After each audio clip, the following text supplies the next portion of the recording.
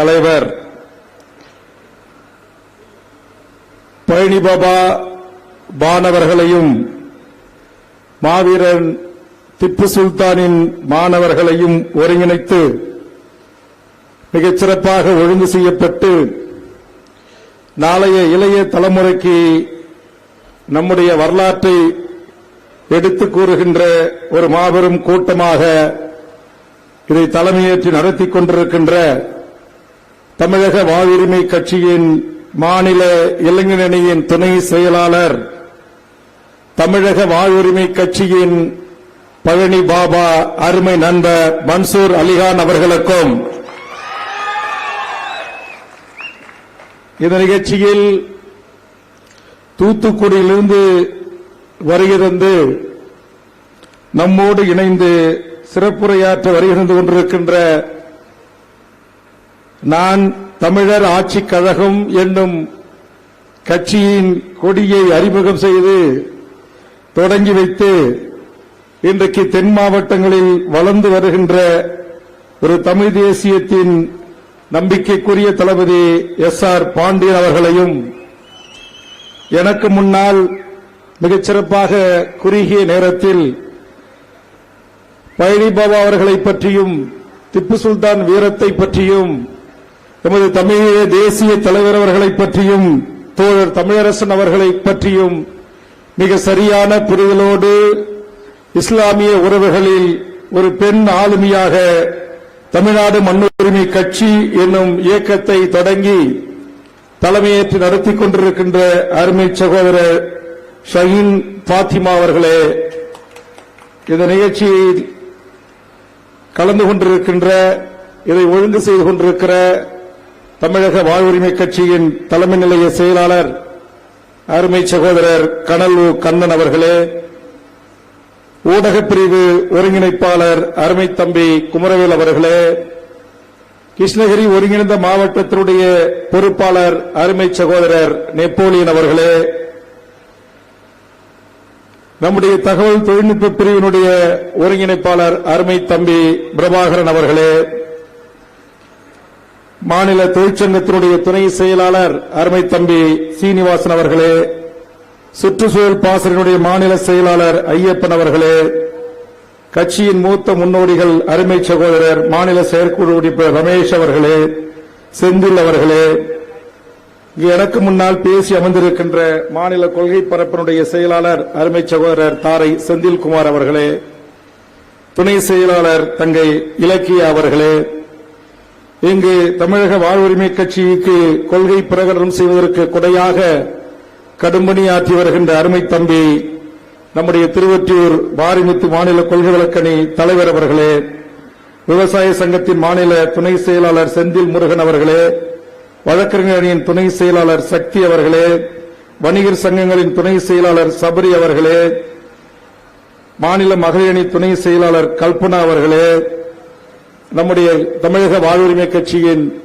மாநில மகளிரினுடைய செயலாளர் நம்முடைய திருமதி மதுபால ராஜன் அவர்களே, இந்த கூட்டம் நடைபெறுகின்ற இந்த ஓசூர் மாநகரத்தினுடைய மாவட்ட மற்றும் தொகுதியினுடைய முக்கிய பொறுப்பாளர்கள் அருமை சகோதரர் சிபிஎஸ் கார்த்திக் அவர்களே, காவேரி அவர்களே, பெருமாள் அவர்களே, நாகேஷ் பாபு அவர்களே, மாரிமுத்து அவர்களே, மல்லிகார்ஜுன் அவர்களே, மாவின் அவர்களே, மஞ்சு அவர்களே, சங்கர் அவர்களே, மற்றொரு கார்த்திக் அவர்களே, ராஜா அவர்களே, ராகவன் அவர்களே, செல்வராஜ் அவர்களே, சந்திரன் அவர்களே,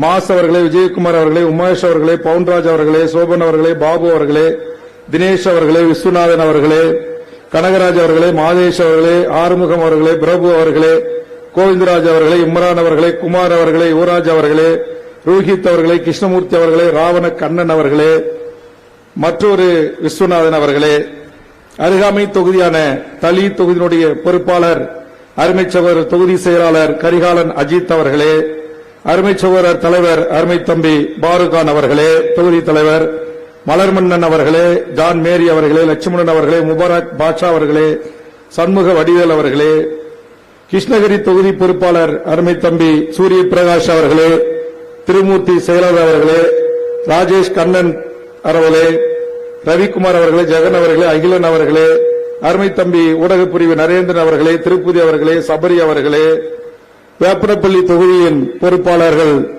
அருமை சகோதரர் தி.க. குமார் அவர்களே, முன்னாள் மாவட்ட தலைவர் அருமை சகோதரர் சரவுல்லா அவர்களே, தொகுதி தலைவர் சேகர் அவர்களே, விவசாயி மாவட்ட செயலாளர் சிவசுந்தரம் அவர்களே, தொகுதி பொறுப்பாளர்கள் அருமை சகோதரர் சதீஷ் அவர்களே, கோவிந்தராஜ் அவர்களே, பவானி அவர்களே, மூர்த்தி அவர்களே, கனகராஜ் அவர்களே, பர்கூர் தொகுதியினுடைய மூத்த உறுப்பினர் மருத்துவர் சரவணன் அவர்களே, தொகுதி பொறுப்பாளர் ஆல்பர்ட் பிரான்சிஸ் அவர்களே, மதிவாணன் அவர்களே, கேப்டன் பிரபாகரன் அவர்களே, தங்கவேல் அவர்களே, ரமேஷ் அவர்களே, ஆல்பர்ட் அவர்களே, செல்வகுமார் அவர்களே, கதிரவன் அவர்களே, ராமகிருஷ்ணன் அவர்களே, ஊத்தங்கர தொகுதி பொறுப்பாளர்கள் கணேஷ்குமார் அவர்களே, முகமது அசாருதீன் அவர்களே, ஈழ முரசு அவர்களே, விஜய் அவர்களே, சாகுல் அவர்களே, திருப்பதி அவர்களே, அன்பு அவர்களே, எழில்வாணன் அவர்களே, நித்யகுமார் அவர்களே, இன்னும் இங்கு பழனி பாபாவின் மாணவர்களாக இந்த நிகழ்ச்சியில் தமிழ்நாட்டின் பல முனைகளில் இருந்து எண்ணிக்கையில் குறைவாக இருந்தாலும் எண்ணத்தில் எவரை விடவும் பெரிதாக தமிழ் சமூகத்துக்கு பணியாற்றிக் கொண்டிருக்கின்ற எண்ணற்ற பழனி பாபா பாசறையில் பயின்ற எனதருமை இஸ்லாமிய என் தொப்புள்கொடி உறவுகளே, தமிழக வாழ்வுரிமை கட்சியின் இருந்து வருகின்றிருக்கின்ற பல்வேறு மாநில, மாவட்ட, ஒன்றிய, நகர நிர்வாகிகளே, என்னோடு வருகின்றிருக்கிற அருமை சகோதரர் சேலம் மோகன்ராஜ் அவர்களே, ராஜகுமார் அவர்களே, ஐயப்பன் அவர்களே, தம்பி கரும்புலி கவியரசன் அவர்களே, இந்த நிகழ்ச்சியில் சென்னையிலிருந்து என்னோடு வருகின்றிருக்கிற தம்பி தர்மேஷ் அவர்களே, இங்கு இந்த கூட்டம் ஏன் நடைபெறுகிறது, எதற்காக நடைபெறுகிறது என்பதை எனக்கு முன்னால் பேசிய தம்பி மாரிமுத்து அவர்களும், தமிழக வாழ்வுரிமை கட்சியின் மாநில கொள்கை விளக்கணி செயலாளர் தங்கை இலக்கியா அவர்களும், இங்கு பேசிய தமிழக வாழ்வுரிமை கட்சியினுடைய தோழர்கள் அவர்களும், நம்முடைய ஷகினா அவர்களும் மிகச்சிறப்பாக பேசியிருக்கிறார்கள். எல்லாவற்றிற்கும் மேலாக மேடையில் பேச அழைத்தாலே கூச்சப்பட்டு ஒதுங்குகின்ற நம்முடைய அருமை சகோதரர், நம்முடைய பழனி பாபா, நம்முடைய மன்சூர் அலிகான் அவர்கள் இன்றைக்கு சிறப்பாக அவர் பேசியிருக்கிறார். ஆனால் அவரை விட மிகச் சிறப்பாக அவர் தந்தை அவருடைய மகளுக்கும் மகனுக்கும் அனுமதி தரவில்லை. எந்த மேடை கூச்சமும் இல்லை, மேடை அச்சமும் இல்லை, மேடை பயமும் இல்லை, எந்த கைகால்கள் உதறல்களும் இல்லாமல் இங்கே ஒரு திப்பு சுல்தானின் வாரிசாக, பேரனாக, கொள்ளு பேரனாக வந்து மன்சூர் அலிகானுடைய அன்பு மகன் தானாக முன்வந்து இந்த மேடையிலே பேசியிருக்கிறார். நான் உடனே அவருடைய தங்கை அருகாமையில் இருக்கிற சகோதரி அழைத்து, உங்க அத்தா உங்க அண்ணனுக்கு வாய்ப்பு கொடுத்துட்டாரு, ஏமா நீங்க பேசுறீங்களா அப்படின்னு கேட்டேன். நான் அத்தா கிட்ட கேட்டா அத்தா எனக்கு வேண்டான்னு சொல்லிட்டாங்க அப்படின்னாரு. நீங்க அடுத்த கூட்டத்தில் கண்டிப்பா பேசுகின்றீர்கள். நாங்கள் உங்களை எல்லாம் உங்கள் அத்தா அவர்கள் இங்கு பேசுகின்ற போது குறிப்பிட்டது போல நாங்கள் நாளைய இளைய தலைமுறையை, நாளைய உங்களை போன்ற இளைய பிள்ளைகளை, என் இளைய தம்பிமார்களை இந்த நாட்டுக்கும் இந்த தேசத்திற்கும் தலைவராகி அழகு பார்க்க வேண்டும் என்ற ஆசையில்தான் தமிழக வாழ்வுரிமை கட்சி எண்ணற்ற இளைஞர்களை ஊக்குவித்து வருகிறது. அந்த அடிப்படையில் இன்றைக்கு இந்திய விடுதலை போராட்டத்தில் இஸ்லாமியர்களின் பங்கு உலகம் அறியும், ஊரறியும், நாடறியும், கோகுல் அறியும், கணினி சொல்ற கோகுல் கூட அறியும். ஆனா இங்க இருக்கிற எனது இஸ்லாமிய சகோதரர்களை குறித்த ஒரு தவறான புரிதலும், தவறான பார்வையும், இஸ்லாமியர்கள் என்று சொன்னாலே ஒரு வெறுப்பும் உமிழ்கின்ற ஒரு கூட்டத்தை சமீப காலமாக தமிழர் நிலத்திலும் உருவாக்க பார்க்கிறார்கள். அதை உடைத்து எறிவதற்காகத்தான் இங்கு பழனி பாபா பாசறையில் பயின்ற தம்பிமார்கள் ஒன்று கூடியிருக்கிறார்கள். எம் தமிழக தேசிய தலைவன் பிரபாகரனை புரிந்த, எம் தமிழக தேசிய தலைவரனை அங்கீகரித்து ஆதரித்த பழனி பாபா என்கிற மகத்தான தலைவனும், தமிழீழ தேச விடுதலைக்கு தன்னால் இயன்ற பணிகளை தமிழர் நிலத்திலிருந்து பங்காற்ற வேண்டும் என்று சிந்தித்த தமிழ்நாடு விடுதலை படையின் தலைவர் தோழர் தமிழரசனுக்கும் இருக்கின்ற அந்த புரிதலை இன்றைய என் தமிழ் சமூகத்தின்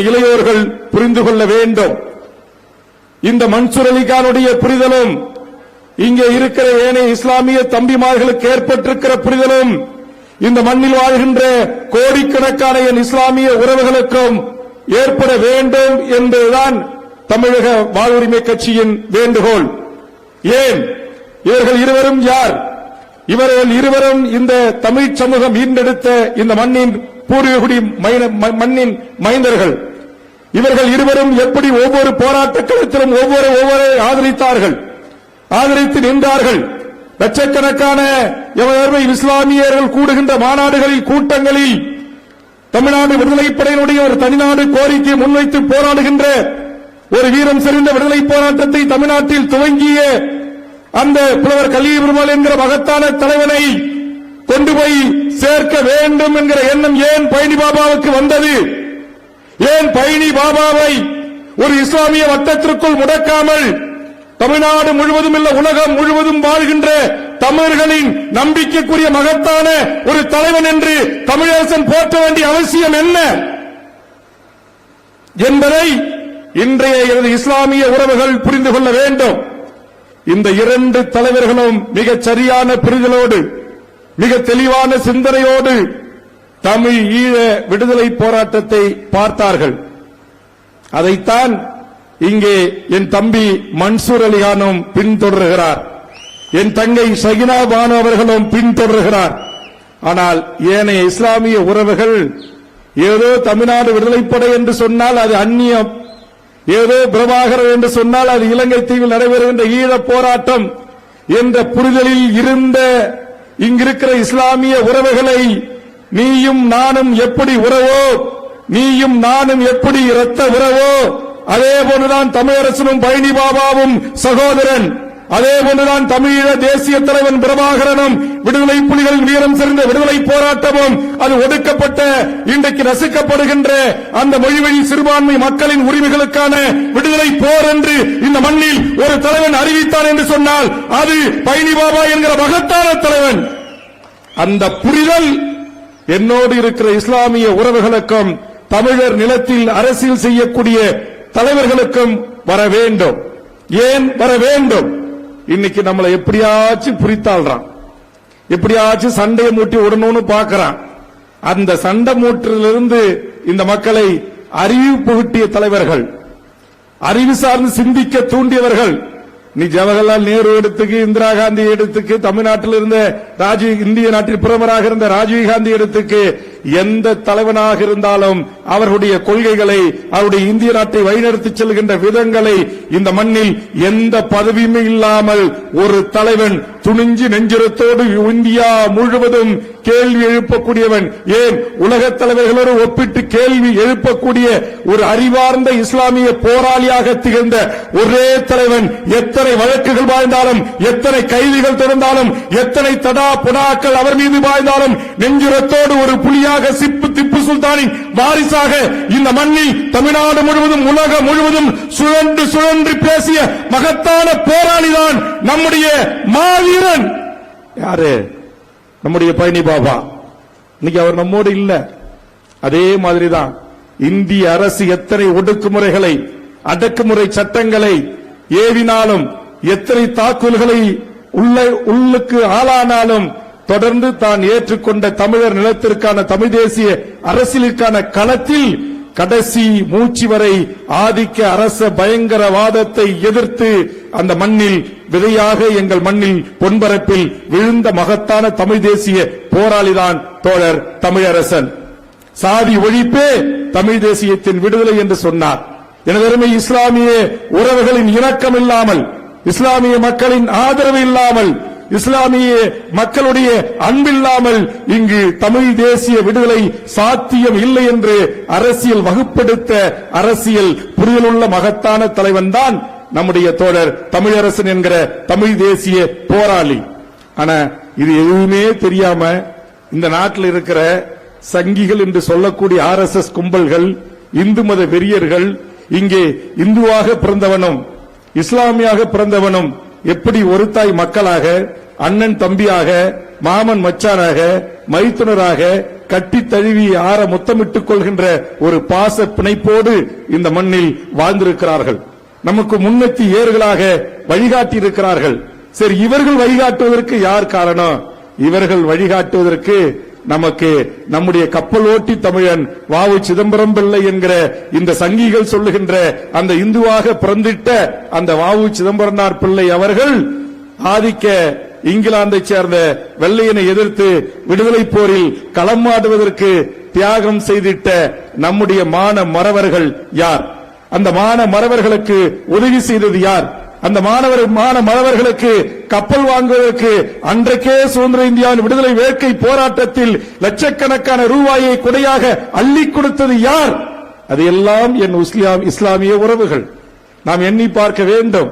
ஒரு கண்ணியமிகு காயத்மில்லத் மட்டுமல்ல, இங்கு எத்தனையோ பசுமன் தேவர் முத்துராமலிங்க தேவரோடும் இமானுவேல் சேகரனோடும் இந்த தமிழ் நிலத்தில் தோன்றிய எண்ணற்ற விடுதலை போராட்டத்தினுடைய வீரர்களோடும் என் இஸ்லாமிய உறவுகள் இருந்த பற்று இங்கே என் தங்கை எடுத்து கூறியது போல் இன்றைக்கு வேலு நாச்சியாருக்கு அரணாக இழந்த கோட்டையை மீட்டு தருவதற்கு அவர்கள் இங்கே இன்றைக்கு இருக்கிற ஆந்திரா தெலுங்கானா பகிர்ந்து படநடத்தி நம்முடைய திண்டுக்கல்லிலே முகாமிட்டு வெள்ளையனை ஓட ஓட விரட்டி அந்த படை பயிற்சி தந்து பாதுகாப்பு அரணாக திறந்து அத்தனை ஆயுதங்களையும் தந்திட்டு பாதுகாத்து சுதந்திர இந்தியாவின் விடுதலை போராட்டத்தில் இன்னைக்கு தென்னாட்டு ஜான்சி ராணி என்று போற்றப்படுகின்ற வேலு நாச்சியாருக்கு ஆதரவும் அடைக்கலம் தந்து போர்க்கருவிகளையும் வெடிகுண்டுகளையும் தந்து உதவிய மகத்தான தலைவன் தான் திப்பு சுல்தான் என்கிற அந்த மா வீரன்.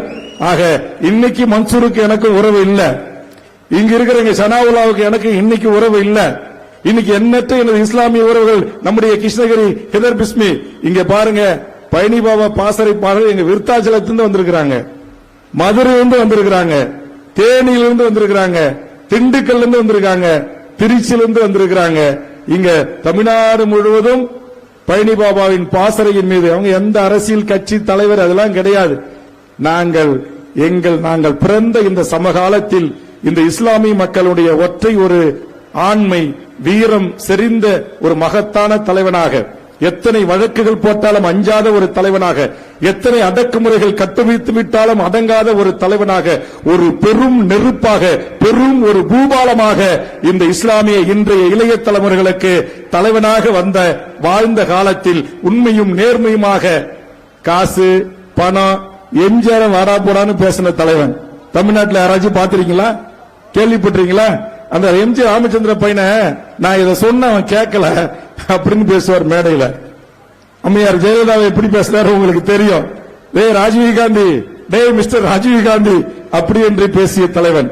அந்த துணிச்சல் இருக்க, அந்த துணிச்சலும் அந்த வீரமும் தான் இன்றைக்கு நூற்றுக்கணக்கான இஸ்லாமிய தம்பிமார்கள் பழனி பாபா என்கிற அந்த மகத்தான தலைவனை இந்த ஒசூர் மாநகரத்தில் ஒரு சிறு பகுதியிலே ஆயிரக்கணக்கான இளைஞர்களின் உள்ளத்தை கொள்ளை கொண்டிருக்கிறார் என்று சொன்னால் உண்மையான அவருடைய பங்களிப்பை, அவருடைய தியாகத்தை உண்மையும் நேர்மையுமாக இந்த தமிழர் நிலத்தில் இருந்தார். அவர் சொன்னார்ல, நான் ஏற்றுக்கொண்ட ஒரு மார்க்கம் இஸ்லாம் உண்டா, ஆனா நான் இந்த தமிழன், நான் ஒரு தமிழ்ச்சி மார்பில் பால் குடித்து வளர்ந்த ஒரு வீர தமிழன் என்று சொன்னார் அல்லவா? அது இன்னும் எத்தனை இளைஞர்களுக்கு புரிந்திருக்கிறது? புகுத்த வேண்டும், புரிய வைக்க வேண்டும், புரிதலை உருவாக்க வேண்டும். மாற்று அரசியல் எங்கிருந்து வரும்? மாற்று அரசியல் எங்கிருந்து வரும்? இங்க நம்முடைய மன்சூர் அலிகானை போன்று மாவட்டத்துக்கு ஒரு 100 மன்சூர் அலிகான் உருவாகினால் மாற்று அரசியல் நிச்சயமாக தமிழ்நாட்டில் உருவாகும். நல்ல புரியுள்ள இளைஞர்கள் வரணும், தெளிவுள்ள அரசியல்கள் வரணும். வேல்முருகனா பேரே வேல்முருகன் சாமி பேரை வச்சிருக்கிறான். அவன் இந்து ஆச்சே, அவனை கூட்டு நம்ம சிறப்பு செய்வதா? அவர் அழைத்து போனார். இன்றைக்கு குழந்தைகள் தினம், குழந்தைகளுக்கு சில பரிசு பொருட்களை தாருங்கள் என்று அழைத்தார். சில பரிசு பொருட்களை தந்துவிட்டு அங்கு கூடி நின்று பார்த்தேன். அந்த இடத்துல மட்டுமே ஒரு 1000 குடும்ப உறவுகளோட பிள்ளைகளோட இளைய தலைமுறையோட உட்கார்ந்து இருந்தாங்க. அந்த ஒரு புரிதல், வர்றவன் இந்து ஆச்சே, வர்றவன் வேல்முருகனாச்சே, அவனுக்கு நம்ம பூ தூவுறமே, அவனுக்கு சால்வை போடுறமே, அவனுக்கு வருக வருக என்று வரவேற்கிறோமே என்கிற கசப்பு கைசட RSS அரசியலை எங்கள் மன்சூரும் எங்களுடைய திப்பு சுல்தானும் எங்களுடைய பழனி பாபாவும் என் ரத்த உறவான இஸ்லாமியர்களுக்கு கற்பிக்கவில்லை. அவர்கள் கற்பித்தது வேல்முருகன் என்னவனின் ரத்தம், வேல்முருகன் என்னுடைய சகோதரன், வேல்முருகன் என்னுடைய அண்ணன், வேல்முருகன் என்னுடைய மாமா, மன்சூர்லியாருடைய ரத்த வாரிசுங்க கூறியதல்லவா என் பெரியப்பா வேல்முருகன் என்று. இதுதான் தமிழர் நிலம், இதுதான் தமிழ் சமூகத்தின் பண்பாடு. இதை போற்றி வளர்க்க, பாதுகாப்ப, அடுத்த தலைமுறைக்கு எடுத்துச் செல்வதற்குத்தான் நம்முடைய முன்னோடியர்கள் தியாகம் செய்திருக்கிறார்கள். இந்தியா கேட் என்கிற இந்தியாவின் புகழ்மிக்க சுதந்திர விடுதலை போராட்டத்தில் தியாகம் செல்வதிலிருந்து அந்தமான் சிறை வரையிலும் எம் இஸ்லாமிய மன்னர்கள் இந்த மண்ணுக்கு செய்த தியாகம். யாருக்காச்சும் RSS பரிவார கும்பல்கள் இன்றைக்கு பாகிஸ்தானுக்கு போங்கன்னு சொல்ற நீங்க, இஸ்லாமியர்கள் என்றால் வெறுப்பை உமிழ்கிற நீங்கள், நான் ஒரு இணையதளத்திலே இன்னைக்கு எந்த RSS பரிவார 55 இஞ்சி மார்பு கொண்ட நரேந்திர மோடி சர்தார் வல்லபாய் பட்டேலுக்கு சிலை வச்சிருக்கிறாரோ நூற்றுக்கணக்கான கோடியில, அந்த சர்தார் வல்லபாய் பட்டேலும் நம்முடைய அப்துல் கலாம் ஆசாத்தும் இந்தியாவின் தந்தை என்று காந்தியால் நம்முடைய காங்கிரசாலும் இந்திய நாட்டு மக்களாலும் புகழப்படுகின்ற அந்த காந்தியும் உட்கார்ந்து ஒன்றாக இந்தியாவை குறித்து பேசிய காட்சி இணையத்தில் இருக்கிறது. சங்கிகளே, பார்த்துக் கொள்ளுங்கள். நீங்கள் போற்றுகிற உங்க பாட்டை அல்லது நீங்க போற்றுகிற உங்க இரும்பு மனிதர் சர்தார் வல்லபாய் பட்டேல் ஆலோசனை பெற்ற தலைவன் தாண்டா எங்கள் அப்துல் கலாம் ஆசாத் என்கிற இந்தியாவின் தொழில்நுட்ப கல்வியை இந்திய சமூகங்களுக்கே வித்திட்ட மகத்தான தலைவன். உங்களுக்கு தெரியுமா? நீங்க IIT IMM இன்னைக்கு எத்தனையோ இந்தியாவினுடைய மிகச்சிறந்த கல்வி நிறுவனம் எல்லாம் சொல்லிருக்கீங்களே, இதற்கு அவருடைய பங்களிப்பை குறித்து உங்களுக்கு தெரியுமா? இதுபோன்று சுதந்திர இந்தியாவின் 1857 சிப்பாய் கழகத்தின் போராட்டத்திற்கு உயிரை தியாகம் செய்த இஸ்லாமியர்களுடைய வரலாறு உங்களுக்கு தெரியுமா? சொல்லுங்கள். அதுபோன்று இன்றைக்கு அந்த உங்களுக்கு பாருங்க, சுதந்திர 1947 முன்னாடி போர் நடக்குது. அன்னைக்கு 8000 பங்குகள் வச்சிருந்தாராம். இந்த 8000 பங்குகளை எந்த எதிர்பார்ப்பும் இல்லாம ஒரு தமிழன், கப்பல் ஓட்டிய தமிழன் வஉசிக்காக அந்த பங்குகளை விற்று இந்தியாவின் விடுதலைக்கு அந்த வெள்ளைக்காரனை எதிர்த்து கப்பல் ஓட்டிய வஉசி சிதம்பரம் பிள்ளை என்கிற அந்த தமிழனுக்கு கொடையாக அள்ளி கொடுத்துட்டு இந்திய வரலாற்று பக்கங்களை தனதாக்கிக் கொண்ட AR பகீர் முகமது ராவுத்தூர் சேட். இது எல்லாம் நான் சொல்லல, கோகுல் இருக்கு. உலகத்தில் இருக்கிற அத்தனை இணையதளங்கள்ல நீங்க தட்டி பார்த்தா சுதந்திர இந்தியாவின் விடுதலை போராட்டத்தில் இஸ்லாமியர்கள் எவ்வளவு பெரிய தியாகம் செய்திருக்கிறார்கள் என்று வரலாற்று குறிப்புகள் இருக்கு. நம்ம அப்படியே பொதுவா பேசினா இஸ்லாமியர்களை குளிர்விப்பதற்காக, இஸ்லாமியர்களை வாக்கை பெறுவதற்காக வேல்முருகன் பேசுகிறார்கள் என்று சொல்வார்கள். அப்படி அல்ல. அதே போன்று இன்றைக்கு இந்த நம்முடைய நேதா சுபாஷ் சந்திர போஸ் உருவாக்கிய அந்த தேசிய பாதுகாப்பு படை, இந்த இந்திய ராணுவம், தேசிய ராணுவம், அதற்காக உருவாக்கப்பட்ட அந்த படையில முதல்ல அவர் வியந்து போற்றி அந்த படையை உருவாக்கியவர்களுக்கு அதிகப்படியான நிதியை தந்து பங்கேற்றவர்களின் இஸ்லாமியர்களை பங்கை குறித்து ஒரு இணையதளம் விவரிக்கிறது. அடுத்ததுல மௌலானா என்று அழைக்கப்படும் இஸ்லாமிய மார்க் அறிஞர் சுதந்திர எண்ணங்களை தீவிரமாக விதைக்கும் வண்ணமாக கதராடை அணியாத மணமகன் திருமணத்தில் கலந்து கொள்ள மாட்டோம். இங்க பாருங்க, ஒரு இஸ்லாமியர்கள், அவங்க மார்க்கத்தை ஏற்றுக்கொண்டவர்கள், அவங்க காந்தி கதராடை இயக்கத்தை தொடங்கிய போது அந்த இஸ்லாமிய மௌலானா என்று போற்றலுக்குரிய அழைக்கப்படுவர்கள் அவர்கள் அறிவித்திருக்காங்க, மார்க் தீர்ப்பு வழங்கியிருக்காங்க. இதுல இருந்து தெரிகிறது இஸ்லாமியர்கள் சாவக்கர் பரம்பரை அல்ல. இந்த தேசத்தின் விடுதலைக்காக எப்படியெல்லாம் பங்காற்ற முடியுமோ, எப்படியெல்லாம் உதவி செய்ய முடியுமோ, மார்க் அறிஞர்களில் தொடங்கி மௌலானா வரையிலும் அத்தனை பேரும் எவ்வளவு பெரிய பங்காற்றிருக்கிறார்கள் என்பதை இன்றைக்கு உலகம் முழுவதும் இணையங்களிலே தனதாக்கிக் கொண்டிருக்கிறார்கள்.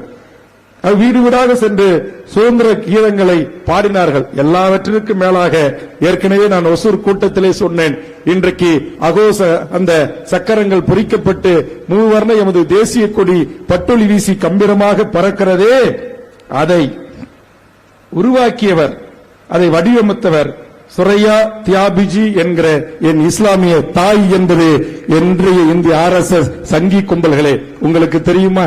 உங்க மோடி கார்லயும் உங்க அமித்ஷா கார்லயும் ஏன் வேல்முருகன் அரசு உறுதிமொழி குழு தலைவராக government of chairperson assurance committee என்று மாவட்ட ஆட்சித்தலைவர்களும் காவல்துறை கண்காணிப்பாளர்களும் என்னை வரவேற்க வருகிறார்களே, அவர்கள் வண்டியிலும் எனது வண்டியிலும் அந்த தேசிய கொடி இந்த தாய் வடிவமைத்து இந்திய நாட்டின் கரங்களில், இந்திய தாயின் கரங்களில் அளித்தது என்பது எத்தனை பேருக்கு தெரியும்? ஏன் வெறுப்பை உமிழ்கிறீர்கள்? ஏன் சகோதரத்துவத்தை நீங்கள் சிதைக்கின்றீர்கள் என்ற கேள்வியை நான் இந்த தலைப்பினூடாக இந்த ஓசூர் மண்ணிலிருந்து நான் எழுப்ப விரும்புகிறேன். இங்கே கூட எனக்கு முன்னால் பேசிய எனது தம்பி மாரிமுத்து அவர்கள் சொன்னார், நடந்தேறிய வெடிகுண்டு சம்பவத்தை குறித்து சொன்னார்.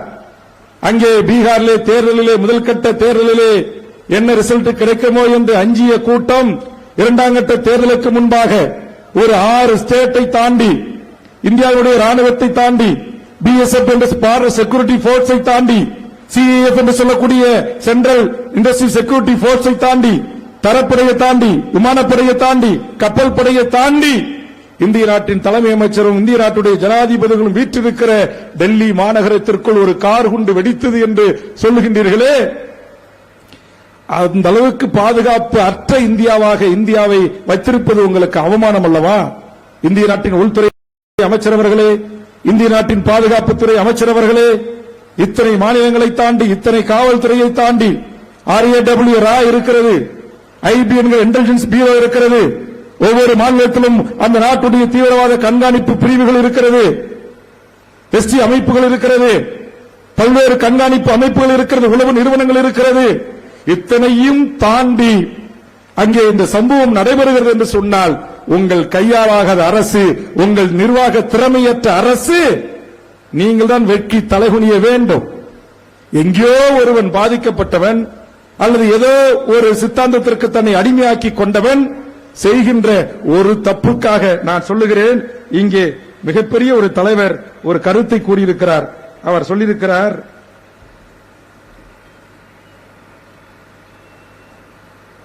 பாருங்க, குஷ்வந்த் சிங் என்று உலகளாவில் அறியப்பட்ட இந்திய அளவில் மிகப்பெரிய எழுத்தாளர். அவர் சொல்லுகிறார், இஸ்லாமியர்களின் இத்தகைய அர்ப்பணிப்பிலேயே இந்திய விடுதலை போராட்டத்திற்கான முஸ்லிம்களின் பங்களிப்பை குறித்து அந்த எழுத்தாளர் குஷ்வந்த் பின்வருமாறு தன்னுடைய புத்தகத்தில் எழுதுகிறார். இந்திய விடுதலைக்காக சிறை சென்றவர்களிலும், கவனமா கேளுங்க, இந்திய விடுதலைக்காக சிறை சென்றவர்களிலும் உயிர் நீத்தவர்களிலும் இஸ்லாமியர்கள் அதிகமாகவே இருந்தனர். பாயிண்ட். அதுக்கு பிறகு அவர் சொல்லுகிறார், அவர்களது மக்கள் தொகை விகிதாச்சாரத்தை விட குஷ்வந்த் சிங் ஒரு சீக்கிய சமூகத்தில் பிறந்த உலகளாவில் எழுத்தாளராக அறியப்பட்ட அந்த குஷ்வந்த் சிங் சொல்லுகிறார், அவர் மிக தெளிவாக சொல்லுகிறார், அவர்களது மக்கள் தொகை விகிதாச்சாரத்தை விட விடுதலை போரில் மாண்டோரின் எண்ணிக்கை விகிதாச்சாரம், இந்தியாவின் விடுதலை போரில் இஸ்லாமியர்கள் மாண்ட விகிதாச்சாரம் அதிகம் என்று சொல்லியிருக்கிறார். எனதருமை RSS சங் கும்பல்களே, புரிந்து கொள்ளுங்கள். சிறைக்கு போனதை விட தற்போது உயிராக இருப்பதை விட, அப்ப ஒரு மிகைப்படுத்தி கூறினாலும் கூட அந்த வார்த்தையை பிரிதொரு தேசிய இனத்தின் ஒரு எழுத்தாளர், இந்திய அளவில் உலகளவில் அறியப்பட்ட ஒருவர் சொல்லுகிறார் என்று சொன்னார். எனது அருமை இந்தியாவின் இஸ்லாமியர்கள் இந்த தேசத்தின் விடுதலைக்கு எவ்வளவு பெரிய பங்காற்றி இருக்கிறாங்க. வெறும் நிதி கொடுத்தது மட்டுமல்ல, வெறும் அந்தமான் சிறையில் இருந்தது மட்டுமல்ல, இந்திய கேட்டில் உயிர் தியாகம் செய்து அந்த பெயர்களை தனதாக்கி கொண்டதோடு மட்டுமல்ல, மகத்தான பங்களிப்பை இந்தியாவின் விடுதலை போருக்கு ஈகமாக தந்திட்ட அந்த மகத்தான தலைவர்கள். அதே போன்று மௌலானா அப்துல் கலாம் ஆசாத், ரஹீக் அஹ்மத், கீத்வாய், காயிதத் மில்லத் முகமது, இஸ்லாமிய போன்ற இந்திய விடுதலை இயக்கத்தின் மிக பெரும் தலைவர்களாக திகழ்ந்ததோடு மட்டுமல்லாமல் சுதந்திர இந்தியாவை கட்டமைப்பதிலும் இந்து முஸ்லிம் ஒற்றுமையை நிலைநாட்டுவதிலும் பெரும் பங்காற்றினார்கள். ஆனா இதை எல்லாமே செய்யாம ஜின்னா நாடு கேட்டாரு, ஜின்னா பாகிஸ்தான கேட்டாரு, நீங்களும் ஜின்னா கூட போக வேண்டியதானே, நீங்க ஏன் இங்கே இருக்கிறீங்க அப்படி என்று இன்னமும் அறிவுகட்ட கட்சி ராஜாக்கள் பேசிக் கொண்டிருக்கிறார்கள். இந்த நாடு எங்களுடைய நாடு, இந்த நாடு எங்களுடைய நிலம். நாங்க இஸ்லாம் என்கிற ஒரு மார்க்கத்தை தழுவி கொண்டோம். ஏன் அதை தழுவினாங்க? தொட்டா தீட்டு, பார்த்தா தீட்டு, குனிஞ்சா தீட்டுன்னு சொன்னா சமமா எங்களை வீதியில நடக்க விடல, சமமா இருக்கையில உட்கார விடல. அவ ஆத்துல போய் ஒரு டம்ளர் தண்ணி வாங்கி குடிச்சா அல்லது ஒரு கப்பு டீயை குடிச்சா நாங்க நாக்கில படக்கூடாது, உதட்டுல படக்கூடாது, தூக்கி குடிக்கணும். அப்படியே குடிச்சா அந்த கப்பை கழுவணும். தெரியுமா? தண்ணி தெளிப்பாங்க, சாணம் தெளிப்பாங்க, தீட்டு கழிப்பாங்க. இன்னைக்கும் உங்கள் சங்கி கும்பல், எங்கள் தாத்தா முப்பாட்டம் இருந்த சிப்பு துல்சான்கள், எங்களுடைய பழனி பாப்பா 70 ஆண்டு 50 ஆண்டு இளமை பருவத்தில் வீரியமா களமாடும் போதே அப்படி இருக்குது. அப்படின்னா இப்ப இந்திய நாட்டின் முதல் குடிமகள் இன்னைக்கு பூரி ஜெகநாத கோயிலுக்கு போனாங்க, தீட்டு கழிச்சிங்களா இல்லையா? இந்திய நாட்டின் முதல் குடிமகள், ஜாதியின் பெயரால் ஒரு ஒடுக்கப்பட்ட சமூகத்தில் பிறந்த இந்திய நாட்டின் தலைமை, அவங்கதான் முதல் குடிமகன். 140 கோடிக்கு அந்த அம்மா போன அந்த இடமே தீட்டுப்பட்டு போச்சுன்னு கழுவி விடுற நீங்க 100 ஆண்டுகளுக்கு முன்னாடி எங்களை எப்படி வச்சிருந்திருப்பீங்க? 150 ஆண்டுகளுக்கு முன்னாடி எங்களை எப்படி வச்சிருக்கீங்க? 200 ஆண்டுகளுக்கு முன்படி எப்படி வச்சிருப்பீங்க? ஆக இதிலிருந்து ஒரு அறிவு பெற்ற ஒரு சமூகமாகத்தான் இந்த இஸ்லாம் என்கிற இனிய மார்க்கம். தீண்டாமை இல்லை, சாதி பாகுபாடு இல்லை, ஏற்ற தாழ்வுகள் இல்லை. குவைத் மன்னராக இருக்கலாம், புரேன் மன்னராக இருக்கலாம், அங்கு பள்ளிவாசல்களே மசூதிகளில் அவர்கள் தொழுகை செய்ய போகின்ற போது யார் முன்னாடி வந்தானோ அவன் தான் முட்டி போட்டு அல்லாவை தொழுவான். அவன் பின்னால் காலடியில் அவன் தலைப்படுவது போல் அந்த நாட்டின் மன்னரும் தொழுகை செய்ய வேண்டும். அந்த சமத்துவத்தை தந்த மார்க்கம் இஸ்லாம் என்கிற காரணத்தினால் என்னுடைய உறவுகள், இரத்த உறவுகள் இஸ்லாம் என்கிற மார்க்கத்தை ஏற்றுக்கொண்டான். இதுதானே வரலாறு. ஆனா இந்த வரலாறை எல்லாம் மாத்தி, இந்த வரலாறை எல்லாம் பொய் புனை கதைகளை எழுதி இந்திய மக்களிடம் கொண்டு சென்று இன்றைக்கு இஸ்லாமியர்கள் என்று சொன்னாலே அவர்கள் இந்தியாவிற்கு எதிரானவர்கள், இந்தியாவின் ஒற்றுமைக்கு எதிரானவர்கள் என்று பொய் பிம்பத்தை கட்டி அமைக்கின்ற சங் பரிவார கும்பல்களே, இது தமிழ்நாட்டில் எடுபடாது. இங்கே பேசுகின்ற போது சொன்னார்கள் அல்லவா, இது எங்கள் பச்சை தமிழர்கள், வாவுசியும் காயிதத் மில்லத்தும், எங்கள் ஐயா புலவர் கல்வி பெருமாளும், எங்கள் தோழன் தமிழரசனும், ஏன் என் உயிரை விட மேலாக நான் நேசிக்கிற என் தமிழீழ தேசிய தலைவன் பிரபாகரன் என்கிற மகத்தான தலைவனால் பயிற்றுவிக்கப்பட்ட பண்பட்ட அரசியல், தமிழ் தேசிய அரசியல் தலைமைகளை கொண்ட எங்க பாவலர் பெருஞ்சித்தனார், பாவேந்தன் பாரதிதாசன், எங்கள் தாத்தன் பாரதி, கவிமணி தேசிய விநாயகம் பிள்ளை, இப்படி எண்ணற்ற சோமசுந்தர பாரதி, எங்களுடைய தேவநேய பாவாணர், எண்ணற்ற எங்கள் தமிழ் சமூகத்தின் ஆளுமைகள் எல்லாம் எங்கள் தேச ஒற்றுமைக்கும் எங்கள் மண்ணின் ஒற்றுமைக்கும் எந்த இடத்திலும் இஸ்லாமியர்களை ஒரே ஒரு சொற்றளவு, ஒரே ஒரு எல் முனையளவு இகழ்ந்து பேசியதில்லை, இகழ்ந்து பாடியதில்லை. அந்த வரலாற்றை படித்தவர்கள் நாங்கள், அந்த வரலாற்றை உள்வாங்கியவர்கள் நாங்கள், அந்த வரலாற்றை புரிந்தவர்கள் நாங்கள். நாங்கள் மதத்தின் பெயரால் மக்களை இழிவுபடுத்துகின்ற, மதத்தின் பெயரால் மக்களை பிளவுபடுத்துகிற, மதத்தின் பெயரால் ரத்த ஆறு ஓடுகிற அரசியலை இந்த மண்ணில் விதைக்க விரும்பவில்லை. சமூக நல்லிணக்கத்தை, சமூக ஒற்றுமையை, சகோதரத்துவத்தை இங்கு பேணி காக்கப்பட வேண்டும். எப்படி நம்முடைய முன்னோர்கள் பேணி காத்தார்களோ, எப்படி நம்முடைய முன்னேற்றியர்கள் இந்த மண்ணில் இத்தனை 1000 ஆண்டுகள் பழமை வாய்ந்த தமிழர் நிலம். உங்களுக்கு ஒண்ணு தெரியுமா? கீழடி இந்த தமிழனுடைய தொல்லியல் ஆய்வை இன்னைக்கு உலகம் முழுவதும் ஏற்றுக்கொள்கிறது. கார்பன், அமெரிக்காவில் இருக்கிற அந்த கார்பனை வைத்து ஆய்வு செய்வதிலே சுமார் 2500 3500 ஆண்டுகள் பழமை வாய்ந்த நகரிய நாகரிகம் கொண்ட ஒரு தொன்மையான இனம் தமிழ் இனம் என்று ஏற்றுக்கொண்டிருக்கிறார்கள் அல்லவா? அதை நிறுவுவதற்கு அன்றைக்கு எப்படி இஸ்லாமியர்கள் இந்திய விடுதலைக்கு அள்ளி கொடுத்தானோ, எப்படி விடுதலை போராட்டத்திற்கும் வாவிசனுடைய கப்பல் வாங்குவதற்கு அள்ளி கொடுத்தானோ, அதே மாதிரி அந்த மதுரை சிவகங்கை எல்லையில் இருக்கிற அந்த கீழடி என்கிற அந்த அகழ்வாராய்ச்சி இந்த உலகத்திற்கு பறைச்சாற்றுவதற்கு முன்வந்து கொடுத்தவை இன்றைய இஸ்லாமிய உறவுகள் என்பது எத்தனை பேர் சங்கிகளுக்கு தெரியும்? தெரியுமா? நான் போனேன், அங்க அந்த இஸ்லாமியர் இருந்தாரு. இந்த இடம் யாரு? என்ன என் இடம் தாங்க. வந்து கேட்டாங்க, நான் தான் கொடுத்தேன். இன்னைக்கு பாருங்க. ஆக வரலாற்றை மெய்ப்பதிலும், வரலாற்றை உருவாக்குவதிலும், வரலாறு படைப்பதிலும், இந்தியாவின் சுதந்திர இந்தியாவின் வரலாற்றை உருவாக்குவதிலும் வேலூர் சிப்பாய் கழகத்தில் தொடங்கி இந்திய முழுக்க நடந்த விடுதலை போராட்டத்திலும் எல்லாவற்றிலும் நீக்கமற இரண்டர கலந்து இருக்கிற என் இஸ்லாமிய உறவுகளை பார்த்து கேள்வி கேட்கிற தகுதி சவர்க்கார் கும்பல்களுக்கு, சாவர்கர் கும்பல்களுக்கு இருக்கிறதா என்பதை ஒரே ஒரு நிமிடம் யோசித்து பாருங்கள், யோசித்து பாருங்கள். இப்படி பல பக்கங்கள் எனக்கு இருக்கிறது. நான் சொல்வது பொய் என்றால் இங்கே ஒரு 20 இணையதளங்களை வேண்டுமானாலும் நான் வாசிக்கிறேன். இன்றைய இளைய தலைமுறை இந்து பயத்தின் பெயரால் இந்த மனிதத்தை கூறு போடுகின்ற, பிளவுபடுத்துகின்ற அந்த சக்திகள் பல இணையதளங்கள் இருக்கிறது. இந்தியாவின் விடுதலை இயக்கத்தில் முஸ்லிம்களின் நூல் முன்னுரை, அப்துல் அலி ஜபூருல் இஸ்லாம் கல்வி நிறுவனம், அலிகார் பல்கலைக்கழக வெளியிட்ட உரைகள் 2007 தொகுப்பு, அதுபோன்று top Muslim freedom fighters of India என்கிற தலைப்பு, அதுபோன்று PK குப்தா வீரசேவக்காருடைய எரிமலை பக்கம், குமுதம் பத்திரிகையிலிருந்து திவான் விடுதலை, அருணாச்சலம் ஜெயஹிந்த் பக்கம், இதுபோன்று சிராஜுல் மில்லத்தினுடைய தியாகம்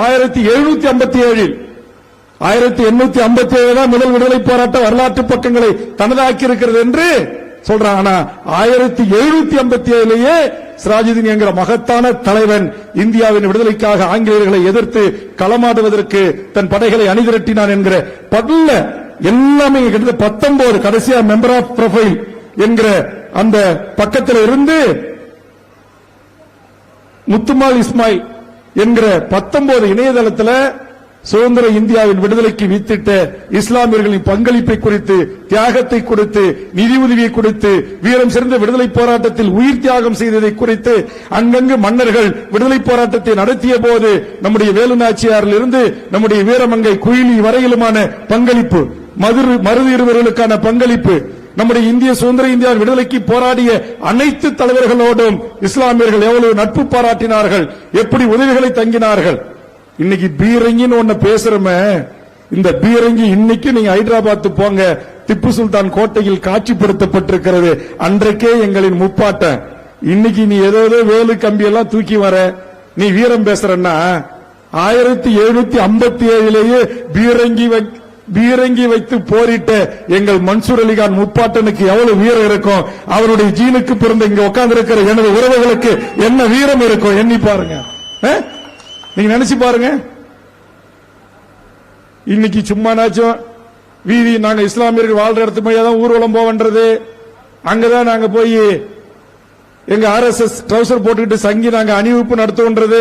இதெல்லாம் எதுக்கு? இதெல்லாம் வேணும். உட்கார்ந்து இருக்கிற SR பாண்டியன் வந்திருக்கிறதுல இருந்து, இங்க நமக்கு சமூக ஆர்வலர்ல இருந்து, இங்க நாங்க எல்லாம் இந்துக்கள் தான். பாருங்க, எங்க ஆளு பூரா பட்டை போட்டுக்கிட்டு திருநீர் போட்டுக்கிட்டு பொட்டு வச்சு உட்கார்ந்து இருக்கிறோம். எங்க ஐயப்பாவும் 3 பொட்டு 4 பொட்டு, கவி 3 பொட்டு, ராஜ்குமார் எல்லாம் பாரு, எல்லாம் இங்க இந்து தான். நாங்கெல்லாம் நீங்க சொல்ற கதையை விடுறோமா? உங்க விட்டால கடினாவே உங்களுடைய மோடிஜி வித்தைகளை நம்புறோமா? மோடிஜி வித்தைகளை நம்பாத ஒரு தமிழ் தேசிய அரசியல் கூட்டம் இந்த மண்ணில் இஸ்லாமியர்கள் என்பது என் ரத்த உறவு, என் தொப்புள் குடி உறவு. இங்க சொன்னாங்கல்ல, இங்கே மன்சூர் அலிகானாக இருக்கலாம், மன்சூர் அலிகானுக்கு பின்னால் அணிவகுக்கின்ற நூற்றுக்கணக்கான இளையோராக இருக்கலாம், இங்கே அமர்ந்திருக்கின்ற 1000 இஸ்லாமிய உறவுகளாக இருக்கலாம். மதத்தின் பெயரால் இங்கே இருக்கின்ற எந்த உறவுகள் மீது சிறு தூசுப்பட்டாலும் முதலில் வேல்முருகனும் அவன் தம்பிகளும் இங்கு வருவார்கள் என்கிற புரிதலை நாங்கள் உணர்ந்திருக்கிறோம். அதைத்தான் இங்கு பேசுகின்ற போது இந்த சகோதரர்கள் குறிப்பிட்டார்கள். இது ஏதோ ஓட்டு அரசியலும் வாக்கு வங்கி அரசியலும் கிடையாது. நான் கூட வருகின்ற தேர்தலை போட்டி போடுவதை குறித்து மறுபரிசீலனை செய்ய தயாராக இருக்கிறேன். எனது அருமை மன்சூர் அலிகான் நம்ம கிட்ட பாருங்க, இங்க ஒரு அப்படியே அவர் உருவம், அவர் எல்லாம் பாருங்க. எங்க கட்சியில் இருந்த முன்னணி நிர்வாகிகள் கூட சொன்னாங்க, நமக்கு ஒரு திப்பு சுல்தான் கிடைத்து விட்டார் என்று சொன்னார்கள். ஏன்னா அவர் திப்பு சுல்தானுடைய அந்த வாள் இருக்குல்ல, அந்த வாளை வச்சு ஒரு ரீல் போட்டாராம். அதுக்காக இந்த நாட்டினுடைய அரசாங்கம் அவர் மீது வழக்கு போட்டது.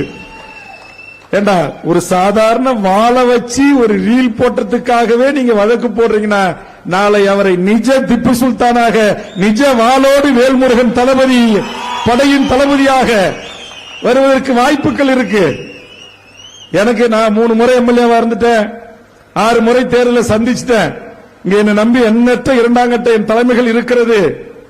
அதனால நம்முடைய நல்ல ஆளும் ஆட்ட சாட்டம் நல்ல 6 அடி சேக்குவாரா மாதிரி அவரை பார்த்தா உங்களுக்கு திப்பு சுல்தானாவே தெரியும். ஆனா எனக்கு அவரை சேக்குவாராக தெரிகிறது, பழனி பாபாவாக தெரிகிறது. அதனால அதுபோன்று பீடி குடிக்காம, சிகரெட் அடிக்காம, தண்ணி அடிக்காம, எந்த தீய கெட்ட பழக்க வழக்கங்களுக்கு ஆளாகாம எண்ணற்ற என் இஸ்லாமிய உறவுகள் நீங்க உருவாகி வாங்க. பழனி பாபா பாசறையில் பயின்று அவருடைய தியாகம், அவருடைய அர்ப்பணிப்பு, அவருடைய பேச்சு, அவருடைய வீரம், அவருடைய சமூக நல்லிணத்திற்கு அவர் ஆற்றிய உரை, இதையெல்லாம் உள்வாங்கி நீங்கள் அரசியல் களத்தில் அதிகாரம் செலுத்த வரணும். ஏதோ கூட்டம் கூடணும், கலஞ்சம். நான் கூட ரொம்ப கோச்சிக்கிட்ட மனுஷர்கிட்ட, எனக்கு இந்த மாலை போடுறது, சால்வை போடுறது, கிரீடம் வைக்கிறது, இந்த மலர் தூவுறது, இது எல்லாம் பிடிக்காது. நீங்க எப்படி திப்பு சுல்தானுடைய வாளை கடனா வாங்கி பத்திரமா வச்சிருக்கிறீங்களோ அந்த வாளை என் கையில கொடுத்தீங்க, பெருமையோடு நான் வாங்கிக்கிறேன். அதை விட்டுட்டு இந்த சால்வை போடுறது, மாலை போடுறது, தொப்பி வைக்கிறது அதெல்லாம் வேண்டாம். நாம் எளிய முறையில மக்கள் மனங்களை வெல்லணும். இது மற்றொரு அரசியல் இயக்கம். மக்களை அரசியல்படுத்தி, பண்படுத்தி, நெறிப்படுத்தி, ஒழுங்கு செய்து, கஞ்சா இல்லாத, போதை இல்லாத, டாஸ்மாக் கடையில இப்ப நம்ம வண்டி வருது, பழனி பாபா டி ஷர்ட் போட்டுக்கிட்டு, என் படத்தை போட்டுக்கிட்டு, பிரபாகரன் படத்தை போட்டுக்கிட்டு வர்ற 50 வண்டியில 25 வண்டி டாஸ்மாக் கடையில் நின்றால் இது பழனி பாபா பாசறையில் பயின்றதுக்கு அர்த்தமா? பிரபாகரனை தமிழ் தேசிய தலைவர் என்று சொல்வதற்கு அர்த்தமா? பாலியல் குற்ற வழக்கில் சிக்குண்டு சிறை செல்வது பழனி பாபாவுக்கு பெருமை சேர்க்குமா? சாதிய வன்முறையில் ஈடுபடுவது பெருமை சேர்க்குமா? எங்கேயோ ஏதோ ஒரு சங்கி கும்பல் குடித்துவிட்டு, கஞ்சாடிச்சு விட்டு, குடிக்கி சாமியார்கள் செய்கின்ற தவறால் ஏதோ ஒரு இந்து ஏதோ ஒரு தவறை செய்து விட்டான் என்றால் வீதியில் செல்கின்ற அப்பாவி இந்துக்கள் மீது தாக்குதல் நடத்துவது நம்முடைய வீரமா? அது இல்ல நம்முடைய வீரம். நம்ம எவன் களத்தில் எதிரிக்கு எதிரியாக நின்று களமாட வருகிறாரோ அவனை எதிர்த்து நின்று திப்பு சுல்தான் வழியில் போரிடுவதுதான் மான மறவர்களின் மா வீரம். நமக்கு எத்தனை சமூக கடை இருக்கு? அன்னைக்கு மன்சூர் வந்தார ஒசூர்ல பிக் பாஸுக்கு நூற்றுக்கணக்கான பேரு சுங்கச்சாவடிகளை அடித்து நொறுக்குவதற்கு, கட்டாய வசூலை, கட்டாய ராப்பகல் கொள்ளையை எதிர்த்து போரிடுவதற்கு, பேக் வெட்டிங் என்ற பெயரில் தமிழ்நாட்டுடைய கலாச்சாரத்தை, பண்பாட்டை சீரழிக்கிற கலாச்சார நிகழ்வுகளை தடுத்து நிறுத்துவதற்கு, ஈசிஆர் கலாச்சாரம், ஓஎம்ஆர் கலாச்சாரம், பாலபிஷேகம், கட் அவுட், சினிமா நடிகர்களுக்கு பெயர்களே அப்பன் பெயருக்கு முன்னாடி வைக்கிற இழிவு கலாச்சாரம், இதையெல்லாம் போக்கி இந்த மண்ணையும் இந்த மக்களையும் நேசிக்கக்கூடிய ஒரு மிக ஒழுங்கும் நேர்த்தியும் கொண்ட ஒரு படையை உருவாக்க வேண்டும். இந்த படை இந்த மக்களுக்கானதா இருக்கணும். இங்க ஒரு இயற்கை பேரிடர் வந்துடுது, ஒரு மழை வந்துடுது, ஒரு வெள்ளம் வந்துடுது. இன்னைக்கு தமிழ்நாட்டில் சங்கிகள் எல்லாம் போய் பத்திரமா பதிப்பான்.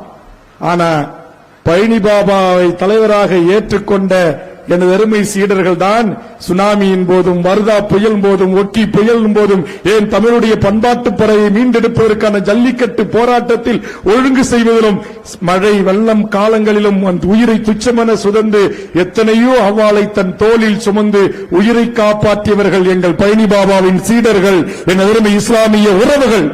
நீங்க பாருங்க, தமிழ்நாட்டில் மழை வெள்ளம் வரும்போது முதல்ல சோறு பொட்டலம் போடுறவன், முதல்ல தண்ணி பாட்டில் கொடுக்கிறவன், முதல்ல ரத்தம் கொடுக்கிறவன் யாரா இருக்கிறான்?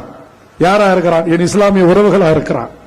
ஜல்லிக்கட்டு போராட்டம் அவ்வளவு ஒழுங்குடன் நடந்துச்சு. அத்தனை நாட்கள் அங்கு கூடிய பல்லாயிரக்கணக்கான மக்களுக்கு உணவளித்தது என் இஸ்லாமிய தம்பிமார்கள், ஒழுங்கு செய்யப்பட்ட படை. இங்கே கூட நம்முடைய மன்சூர் அவர்கள் அங்கே அந்த தாய்மார்களை, உறவுகளை சந்திப்பதற்கு அழைத்துச் சென்ற இடத்தில் இருபுறமும் எனக்கான பாதுகாப்பு தம்பிமார்களை ஏற்பாடு செய்தார். பொதுமக்களுக்கு வாகனங்களை ஒழுங்கு செய்வதற்கு சில தம்பிமார்களை நியமனம் செய்தார். அப்படி பொதுமக்களுக்கு எந்தவித தொந்தரவும் இல்லாமல், காவல்துறைக்கு எந்த தொந்தரவும் இல்லாமல், யாராக இருந்தாலும் அவர்களும் சக மனிதர்கள் என்கிற மனித மாண்பை நம்முடைய உள்ளத்தில் உதித்து அவர்களுக்கு புரிய வைத்து ஒரு சமகால அரசியல், ஒரு நேர்மையாக, நியாயமாக, கண்ணியமாக வாழணும். இப்ப அரசியல்னால என்ன ஆயிப்போச்சு? ஏமாத்துறது, மோசடி பண்றது, வேலை வாங்கி தரணும், காசு வாங்கிறது, டிரான்ஸ்பர் வாங்கி தர்றது, அடுத்தவங்க நிலத்தை பிடிச்சி பட்டா போடுறது, இந்த மாதிரி இந்த அசிங்கங்கள் எல்லாம் செய்கின்ற இந்த அருவருக்கத்தக்க அரசியலை அறவே ஒழித்து, பழனி பாபா நினைச்சிருந்தா எத்தனை கோடிகளை சம்பாதிச்சிருக்கலாம். ஆனா பழனி பாபா காசுக்கு ஆசைப்பட்டாரா? அறிவிச்சிருக்காங்களா? தண்ணி கொஞ்சம்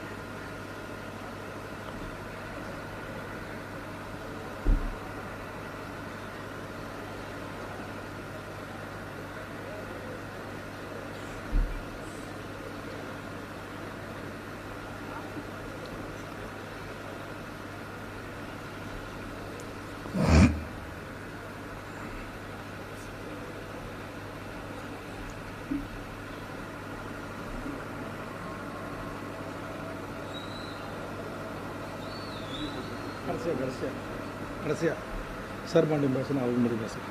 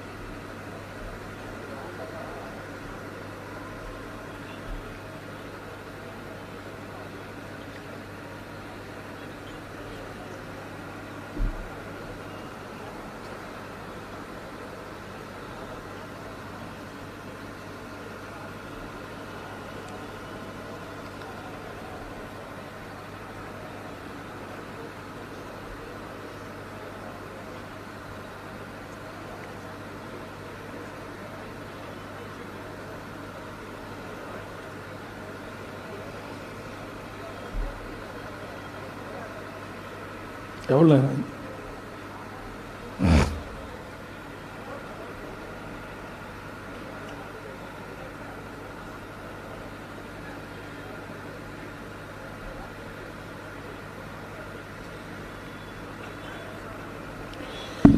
ஆக என்னை பொறுத்தவரையில் அரசியல் என்பது இந்த மக்களுக்காக, இந்த நிலத்தில் வாழக்கூடிய அனைத்து உயிரினங்களுக்கான இயற்கை சுற்றுச்சூழல் இதை பாதுகாத்து அடுத்தடுத்து நம்முடைய தலைமுறையில் கையளிக்கக்கூடிய ஒரு நேர்மையான ஒரு அரசியல் இந்த மண்ணில் உருவாக வேண்டும்.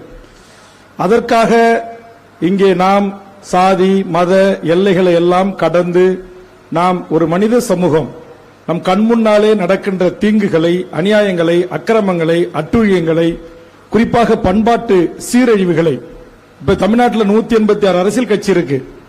நாங்க எதுக்கு இந்த பிக் பாஸ் என்கிற இந்த நிகழ்ச்சியை நிறுத்தணும்னு சொல்றோம்? இது எவ்வளவு பெரிய ஒரு மோசமான கலாச்சார பண்பாட்டு சீரழிவு.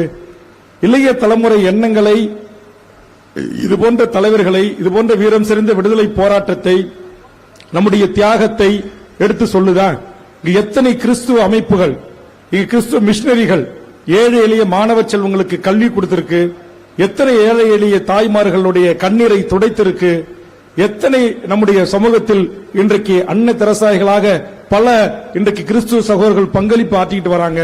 எத்தனை சிறுபான்மை கல்வி நிறுவனங்கள் ஏழை எளிய மக்களுக்கு கல்வி கொடுக்குது. இந்த சுதந்திர இந்தியா விடுதலை போராட்டத்தில் இவர்களுடைய பங்குகள் எல்லாம் என்ன என்பதை குறித்து அந்த நிகழ்ச்சி விவரிக்குதா? ஒரு சமூக நல்லிணக்கத்திற்கு சங்கிகளாக உருவாகி இந்த மனித குலத்திற்குள் மிகப்பெரிய அழிவை ஏற்படுத்துகின்ற ஒரு விரோதத்தை, ஒரு குரோதத்தை ஏற்படுத்துகிற ஒரு மோசமான நடவடிக்கை இந்த மண்ணில் இன்றைக்கு உருவாகி கொண்டிருக்கிறதே, அதை சீர்படுத்துவதற்கு அதிலே காட்சிகள் இருக்கிறதா? அதிலே வசனங்கள் இருக்கிறதா? அதில் சிந்தனை துணிகள் இருக்கிறதா? எதுவுமே இல்லை. பெண்களுடைய அரை நிர்வாணம், ஆடை அவிழ்ப்பு, ஆடை குறைப்பு, கட்டிப்பிடிகள், முத்த காட்சிகள், படுக்கறை காட்சிகள், கழிவறை காட்சிகள், இந்த இழிவை எல்லாம் கொண்டு வந்து என் தலைமுறையை மனங்களின் நஞ்சை விதைக்காதீர்கள் என்று ஒரு கட்சி தொடர்ந்து பிக் பாஸ் தொடங்கிய காலத்திலிருந்து குரல் கொடுத்து வேற வழியே இல்லாம ஒரு முற்றுகை போராட்டத்தை நடத்தியிருக்கிறோம். சரி, முற்றுகை போராட்டம் இதுக்கு மேல ஒண்ணும் இல்லையா அப்படின்னா ஒரு ஜனநாயக ரீதியா ஒரு வேண்டுகோள் வச்சிருக்கிறோம், ஜனநாயக ரீதியா ஒரு போராட்டங்களை முன்னெடுத்திருக்கிறோம்.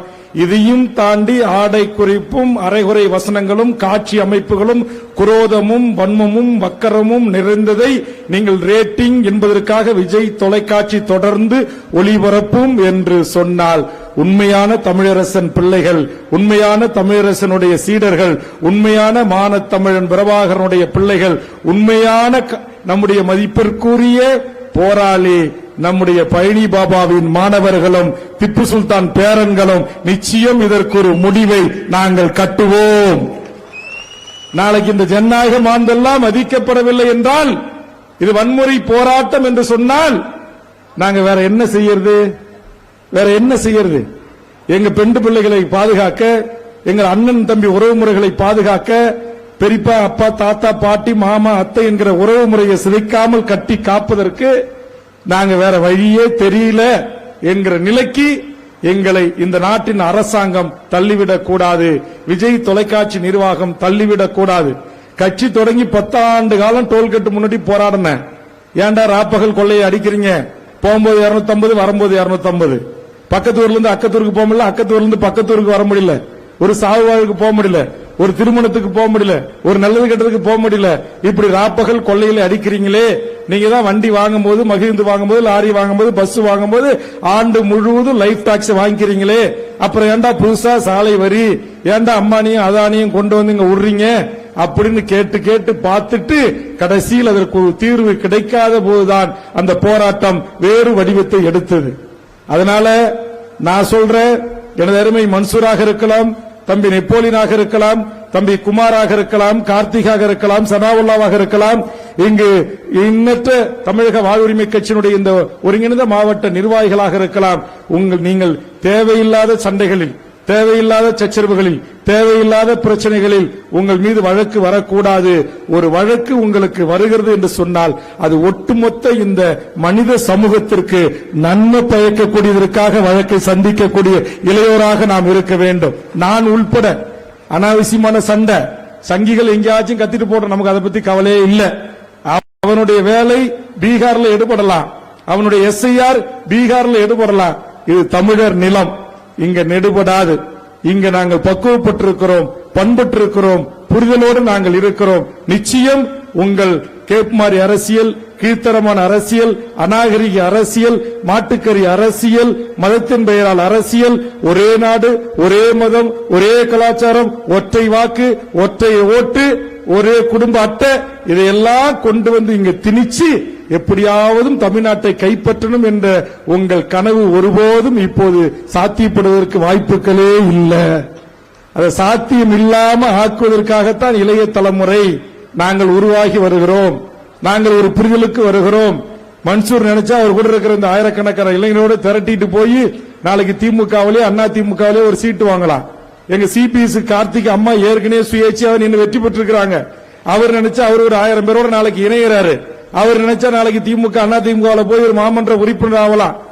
ஆனா அதே மாதிரி இங்க வந்திருக்கிற எண்ணற்ற என்னை நம்பி வந்து அணி அணியா இங்கு கட்சியில இணைகின்ற எல்லா கூட்டமும் ஆளுங்கட்சியை நோக்கி போகாமல் அடுத்தது நாங்கள் தான் என்று சொல்லுகின்ற அதிமுகவை நோக்கி போகாமல் 56 இஞ்சி மார்பு கொண்ட பாரதிய ஜனதா என்கிற இந்த கட்சி தான் தமிழ்நாட்டை ஆளப்போகுது என்று பேசி வருகின்ற கும்பலை நம்பி போகாமல் முந்திரி காட்டில் பிறந்த வேல்முருகனை நம்பி வருகிறது என்று சொன்னால் இதுதான் அரசியல் புரிதல், அரசியல் தெளிவு ஒரு பார்வை.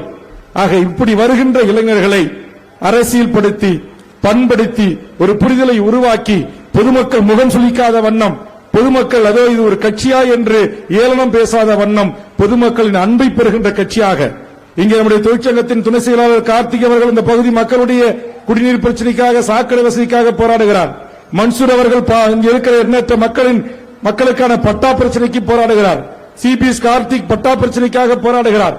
எங்கள் நெப்போலியன் ஆண்டாண்டு காலமாக கிறிஸ்துவர்கள் அங்கே நாம் சென்னை வேறுண்ட பகுதியிலே வாழ்கிறோம், அதற்கு இதுவரையிலும் அவர்களுக்கு பட்டா இல்லை. ஒரு பெரிய தனியார் கிறிஸ்துவ மிஷனரி தனதாக்கிக் கொள்ள விரும்புகிறான், பொதுமக்களுக்கு அந்த இடத்தை தர மறுக்கிறான் என்று அதற்காக அவர்கள் போராட வருகிறார்கள். ஆக உங்களுக்கான போராட்ட புரிதல் என்பது குரலற்ற மக்களின் குரலாக இருக்க வேண்டும். நீண்ட நாள் அவர்களுக்கான தீர்வு கிடைக்காத பிரச்சனை தீர்க்க வேண்டியதாக இருக்க வேண்டும். நம்முடைய அருமை தம்பி தி.க. குமார் அவர்கள் இங்கே இருக்கிற டாடா நிறுவனத்தில் ஒரு வடநாட்டு பெண்மணி அங்கே கைவரைகளிலும் குளியலறைகளிலும் கேமராவை பொருத்தி எங்கள் வீர தமிழச்சிகளுடைய குளியலறை காட்சிகளை படமெடுத்து அதை வட இந்திய சங்கி கும்பல்கள் மூலமாக உலக நாடுகளுக்கு புலிம் என்கிற பெயரில் அனுப்பி வைத்து காசு பார்க்கிற அவர்களை இனம் கண்டு அவர்களை அடித்து விரட்ட வேண்டும் என்பதற்காக தேதி கேட்டு காத்திருக்கிறார். ஆக தமிழக வாழ்வுரிமை கட்சி என்னை தலைவராக ஏற்றுக்கொண்ட ஒவ்வொரு இளைஞனுடைய சிந்தனையும் அது அவனுக்கானதல்ல, அவனுடைய வளர்ச்சிக்கானதல்ல, அவனுடைய வருமானத்திற்கானதல்ல, இந்த நாட்டில் நடக்கின்ற மக்கள் சார்ந்த பிரச்சனைகளுக்காக என்பதை புரிதலோடு என்னோடு அரசியல் களத்தில் கைகோர்த்திருக்கிறார்கள் என்பதை இந்த நாட்டுடைய அரசாங்கங்கள் புரிந்து கொள்ள வேண்டும். ஏன் டாடா நிறுவனத்தில் இந்த மண்ணின் மக்களுக்கு வேலை தர மறுக்கிறாய்? தமிழ்நாடு சட்டமன்றத்தில் ஓங்கியதற்காக கொடுத்த வேல்முருகனாகிய நான் கேட்கிறேன். இந்த மாவட்டத்துடைய நிர்வாகம், இந்த மாவட்டத்துடைய ஆட்சித்தலைவர், காவல் கண்காணிப்பாளர்கள், அன்றைக்கு முதலமைச்சர் அவர்கள் கூட்டி அனைத்து கட்சி கூட்டத்திலே இங்கு நடந்த அந்த அநியாய அக்கிரமங்களை சாட்சிகளோடு படங்களோடு காட்சிப்படுத்தி அவர் கரங்களிலே குறித்து கைது செய்ய விட்டோம் என்றார். அந்த ஒரு பெண்ணை கைது செஞ்சீங்க. அந்த பெண்ணுடைய காவலன் அந்த படத்தை ஆன்லைன்ல ஏத்தி காசு பார்த்திருக்கான. அதை யாரெல்லாம் காசு பார்த்தா, யாரெல்லாம் அதுக்கு துணை இருந்தா, அவர்கள் அத்தனை பேரும் சட்டத்தின் முன்னிறுத்தி தண்டிக்கப்பட்டிருக்கிறார்களா? வந்தவர்களின் வேட்டைக்காரர்களாக என் தமிழ் சமூகம் எவ்வளவு பெரிய பாதிப்புகளை இருந்து கொண்டிருக்கிறது. வேலை வாய்ப்புகளை இழந்தோம், வணிகத்தை இழந்தோம், எங்கள் உரிமைகளை இழந்தோம், எல்லாவற்றையும் கொஞ்சம் கொஞ்சமாக இழந்து மானத்தோடு எங்கள் தமிழ்ச்சிகள் இந்த மண்ணில் உழைத்து சம்பாதிக்கலாம் என்று வேலைக்கு சென்ற இடத்தில் கூட கைவரைகளிலே இன்றைக்கு கேமராக்களை பொருத்தி அவருடைய மானத்தையும் மேல் பேசுகின்ற இழிப்பிறவைகளாக மாறுகிற இந்த சங்கி கும்பலை கொண்டு வந்து இறக்குமதி செய்கிறார்கள். அதை தடுத்து நிறுத்தி ஸ்டேட் என்ட்ரி லைன் பர்மிட் முறை என்ற ஒன்றை உருவாக்கி அவன் எந்த பணிக்கு இங்கு வருகிறான், திரும்ப அவன் பணிக்கு செல்கிறானா என்பதை உறுதி செய்ய வேண்டும் என்று போராடுகிற இயக்கம் நாங்கள். நீ இந்திய நாடு முழுக்க நாங்க எங்க போறோம், எங்க வாழலாம். ஓட்டுரிமை அந்தந்த மாநிலத்தைச் சேர்ந்தவனுக்கு அந்தந்த மாநிலத்தில் ஓட்டுரிமை கொடு. கேரளாவில் யார் முதலமைச்சராக வரணும்னு கேரளாவில் இருக்கக்கூடிய மக்கள் அங்க யார் தனக்கு எம்எல்ஏ ஆகணும், எம்பி ஆகணும், மந்திரி ஆகணும், முதலமைச்சர் ஆகணும் கேரளா மக்கள் முடிவு செய்யணும். ஆனா என்ன செய்யறா மோடி கும்பல்? 65 லட்சத்து பீகாருடைய மக்களை தூக்கிட்டான். இந்தியாவுடைய குடியுரிமையை கேள்விக்குறி ஆக்கிறான். சிஏ, என்ஆர்சி, என்பிஆர் போன்ற சட்டங்களை கொண்டு வந்தான். எனவே இந்திய இஸ்லாமிய மக்கள் வீதிக்கு வந்து போராடினார்கள். வேல்முருகன் 40க்கு மேற்பட்ட வழக்குகளை சுமந்து போராட்ட களத்திலே நின்றேன். இன்றைக்கு கொஞ்சம் கொஞ்சமாக மீண்டும் குடியுரிமையின் ஊடாக இங்கு இருக்கக்கூடிய இஸ்லாமியர்களும் கிறிஸ்தவர்களையும் அல்லது பாசிச சன் பரிவார கும்பல்களுக்கு எதிராக களமாடுகின்ற இடதுசாரி சக்திகளையும் வாக்காளர் பட்டியலிருந்து நீக்கி தனக்கானவர்களை வாக்காளராக மாற்றி தமிழ்நாட்டிலும் அரசியல் அதிகாரத்தை கைப்பற்றிக் கொள்வதற்கு கொண்டு வந்த முறைதான் எஸ்ஐஆர் என்கிற தேர்தல் சிறப்பு அந்த சீர்திருத்த முறை. வாக்கை சேர்ப்பது, வாக்கை நீக்குவது.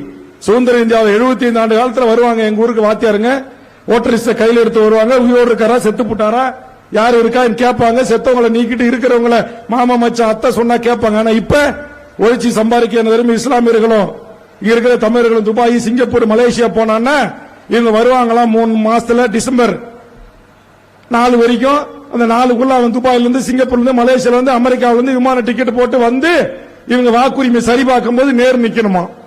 அதுவும் 2001 அவங்க அம்மாவோ அவங்க அத்தாவோ ஓட்டு போட்டதுக்கு ஆவணம் வச்சிருக்கணுமா. ஏன்னா எம்எல்ஏ நானு, எங்க அப்பா ஓட்டு போட்ட 2001 ஆவணம் என்கிட்ட எப்படிடா இருக்கும்? இப்ப எங்கடா போய் நான் கேட்பேன்? அப்ப நான் இந்த நாட்டின் குடிமகன் இல்லையா? அப்ப நான் ஓட்டு போட உரிமை இல்லையா? இது இந்தியாவில் இருக்கிற எந்த சங்கிகளும் கேட்கல. தமிழர் நிலம், தமிழர் மண், தமிழ்நாடுதான் கேட்டது. இந்த எஸ்ஐஆரை எதிர்த்து 38 அரசு மாவட்டங்களிலும் போராட்டம் நடத்தினோம்.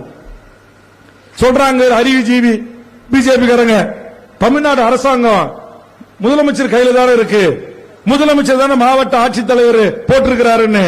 ஆனா இது போன்ற சீர்திருத்தங்களிலும் தேர்தல் நடைபெறுகின்ற போதும் இந்தியாவுடைய அட்டானமிக் பாடி என்று சொல்லக்கூடிய தேர்தல் ஆணையம் முதலமைச்சருக்கு கட்டுப்பட்டது அல்ல, தமிழ்நாடு அரசுக்கு கட்டுப்பட்டது அல்ல, இந்திய தேர்தல் ஆணையத்திற்கு கட்டுப்பட்டது. அந்த இந்திய தேர்தல் ஆணையம் இன்றைக்கு யாருக்கு கட்டுப்பட்டது என்று சொன்னால் நரேந்திர மோடிக்கும் அமித்ஷாவுக்கும் கட்டுப்பட்டதாக இருக்கிறது.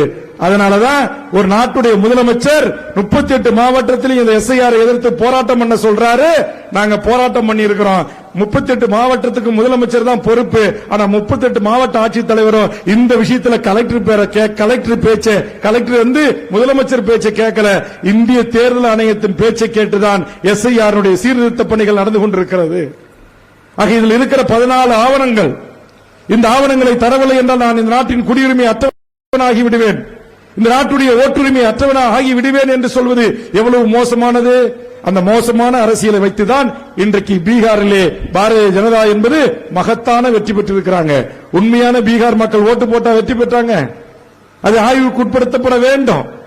ஓட்டர் லிஸ்ட்ல என்ன தில்லுமுள்ளு, எஸ்ஐஆர்ல என்ன தில்லுமுள்ளு, ஏண்டா 65 லட்சம் வாக்காளர்களை நீ நீக்கினா என்று கேட்டா 20 லட்சம் பேர் செத்து போட்டாங்கன்னா, அவங்க உயிரோடு இல்லன்னா, அங்க எதிர்கட்சிகள் எல்லாம் பல லட்சம் கணக்கான பேர் திரண்டு பேரணி போராட்டம் நடத்தினா, மறுநாள் 20 லட்சம் பேர் உயிரா வந்துட்டாங்கன்னு சேர்த்துக்கிட்டான். இதுதான் தில்லாலங்கடி அரசியல். இந்த அரசியலை இங்கேயும் செய்து இந்த வட இந்தியர்கள், நீங்க டாட்டா ஆலையில 25,000 பேர்ல கிட்டத்தட்ட 15,000 பேர் வட இந்தியர்காரன் இருக்கான்ல, இவனுக்கு ஒரே நாடு ஒரே ரேஷன் கார்டு கொடுத்துட்டான் மோடி. அப்புறம் இந்தியா ஒரே நாடு ஒரே ஓட்டு இப்ப குடும்ப அட்டை கொடுக்கிறான். தமிழ்நாட்டில் ஒரிசா பவன், பீகார் பவன், அஸ்ஸாம் பவன், அந்த மாநிலத்தினுடைய IAS அதிகாரிகள் சீஃப் செக்ரட்டரி கேரள கொண்டு வந்து நியமிச்சு அவனுக்கு வீடு வீடா இங்க இருக்கிற இந்திக்காரனுக்கு எல்லாருக்கும் ஓட்டர் ஐடி கார்டு கொடுக்கிறான். நான் கேட்கிறேன், நீங்க எந்த இந்திக்காரனை வேணுமாலும் போய் கேளுங்க, யாரா நீ ஓட்டு போடுவேன்னா, நான் சிபிஎம்க்கு போடுவேன், இடதுசாரி கம்யூனிஸ்டுக்கு போடுவேன், இல்லது வலது கம்யூனிஸ்டுக்கு போடுவேன் அப்படின்னு சொல்லுவான்னு பாக்குறீங்களா? இல்ல இல்ல, அவன் நம்ம ஓட்டு மோடிஜிக்கு நாம குத்துது, மோடிஜி ஜெயிக்குது அப்படிம்பா. அப்ப இங்க உட்கார்ந்து இருக்கிற இஸ்லாமியர்களும் தமிழ் தேசியர்களும் தமிழ்நாட்டில் வாழக்கூடிய இடதுசாரி சக்திகளும் இங்கு பகுத்து ஆய்ந்து பகுத்தறிவோடு புரிதலோடு இந்த மண்ணுக்கான மக்களுக்கான அரசியல் செய்யக்கூடிய நல்லவர்களுக்கு வாக்களிப்பான். ஆக நல்லவர்கள் வெற்றி பெற முடியாது. இவர்கள் தான் பீகாரை போல நாளை வெற்றி பெறுவதற்கான சூட்சமம். 2011 தேர்தல் வாக்கு, அதுல 35 லட்சம் பேர் வட இந்தியர்கள் தமிழ்நாட்டில் வாக்குரிமை பெற்றவனாக இருக்கிறான். ஓட்டர் லிஸ்ட் எடுத்து பார்த்தா எல்லாம் குருமே பாண்டே சாண்டே பாண்டே மாண்டேன்னு வருது, பேரு வாயில வரல. அதே மாதிரி இப்ப 1 கோடி பேரை சேர்க்க போறேன்றான். எனக்கு கிடைச்ச தகவல், ஒரு தேர்தல் ஆணையத்தில் பணி செய்கின்ற ஒரு மூத்த IAS அதிகாரி சொல்லுகிறார், 75 லட்சம் பேரை வட இந்தியர்கள் இங்கு கட்டிட தொழிலாளராக நாத்து நடுகின்ற, அறுப்பு நடுகின்ற, இன்றைக்கு சுகாதார பணிகளை செய்கின்ற, தனியார் தொழிற்சாலைகள் வேலை செய்கின்ற, கோயம்புத்தூர், ஈரோடு, நாமக்கல் போன்ற பகுதிகளிலும் சென்னையிலும் வேலை செய்கின்ற 75 லட்சம் பேரை வாக்காளர்களாக சேர்க்க போறோம் அப்படின்றாங்க. இன்னொரு நண்பர் சொன்னார், அது 1 கோடி பேர் இருக்கும் அப்படின்னார். என்னுடைய நண்பர் அனைத்து கட்சி கூட்டத்திலே மதிப்பிற்குரிய அண்ணன் வைகோ சொன்னார், வேல்முருகன் சொல்வது உண்மை, நான் சொல்வதைத்தான் வேல்முருகன் சொல்லுகிறார், வேல்முருகன் சொல்வதைத்தான் நான் சொல்லுகிறேன் என்று நான் சொன்னேன். என் அண்ணன் வைகோ சொல்வது உண்மை. அவர் சொன்னார், 2011 35 லட்சம் பேர் வாக்காளராக சேர்த்திருக்கானா, 2026 இது எத்தனை மடங்கு அதிகரிக்கும்? 3 மடங்கு அதிகரிக்கும் என்று சொன்னால் கிட்டத்தட்ட 1 கோடிக்கு மேல். ஆக 1 கோடி பேர் வடமாநிலத்தவர் இந்த நாட்டிலே வாக்களிப்பான் என்று சொன்னால், இங்க பிஜேபி ஆட்சிக்கு வருவதற்கான வாக்காக, அதை மாற்றுவதற்காகத்தான் இந்த பணி நடக்கிறது. இங்க இருக்கிற தமிழர் தலைமைகள், அரசியல் கட்சிகள், நான் வன்னியரு, நான் பறையரு, நான் தேவரு, நான் தேவேந்திரரு, நான் நாடாரு, நான் தேவேந்திரரு, நம்ம காலமுள்ள இதுக்கு சண்டை போட்டு கிடக்கிறோம். எங்க ஊர் கடலூர் மத்திய சிறையை தேர்வு பண்ண கண்ணபிரான் போன்றவர்கள் உட்கார்ந்து இருக்கிறாங்க. பாளையங்கோட்டையில பார்த்தா தேவமாறு உட்கார்ந்து இருக்கிறான், திருச்சியில பார்த்தா முத்தையர் உட்கார்ந்து இருக்கிறான், இந்த பக்கம் புயல்ல பார்த்தா பறையர் ஜெயில இருக்கிறான். ஒரு அவாலு கூட ஜெயில இல்லைங்க. நம்ம நண்பர் SR பாண்டியன் போன்றவர்கள் சிந்தித்தவருடைய விளைவுதான் அரசியல் கட்சி. எம்மா நாளைகளுக்கு நாங்கள் சமூகம் சார்ந்த இயக்கங்களை நடத்தி மற்றவர்களுக்கு ஓட்டு போடுகின்ற சாதியாக இருப்போம். எனக்கு பின்னால் வருகின்ற என்னுடைய தமிழ்ச்சாதியை அரசியல் நெறிப்படுத்தி பண்படுத்தி அரசியல் புரிதலை உருவாக்கி தமிழ்நாட்டில் ஒரு மாற்று அரசியலை உருவாக்க வேண்டும் என்று எண்ணற்ற இளைய தலைமுறை புதிய இயக்கங்களை, நம்முடைய ஷகினா பானு போன்றவர்களும் புதிய இயக்கங்களை தொடங்கியிருக்கிறார். SR பாண்டியன் போன்றவர்களும் புதிய கட்சிகளை தொடங்கியிருக்கிறார்கள். இன்னும் எண்ணற்ற புதிய கட்சிகள் இளைய தலைமுறையினால். இங்க மோடி வித்த பலிக்காது. அண்ணன் கிருஷ்ணசாமியை மோடி கூட்டு பக்கத்தில் உட்கார வைக்கலாம், SR பாண்டியனை உட்கார வைக்க முடியாது. வேலூர் இப்ராஹிமிய கூட்டு பக்கத்தில் உட்கார வைக்கலாம் மோடி, எங்க ஷகினாவை உட்கார வைக்க முடியாது. இதுதான் அரசியல் புரிதல். ஒரு இஸ்லாமியத்தை காட்டிக் கொடுப்பதற்கு ஒரு அடிமை டயர் நக்கின்னு சொல்லுவாங்கல்ல, நம்ம ஊர்ல பேமஸ், அதே மாதிரி ஷூ நக்கி வேணும்னா போகலாம்.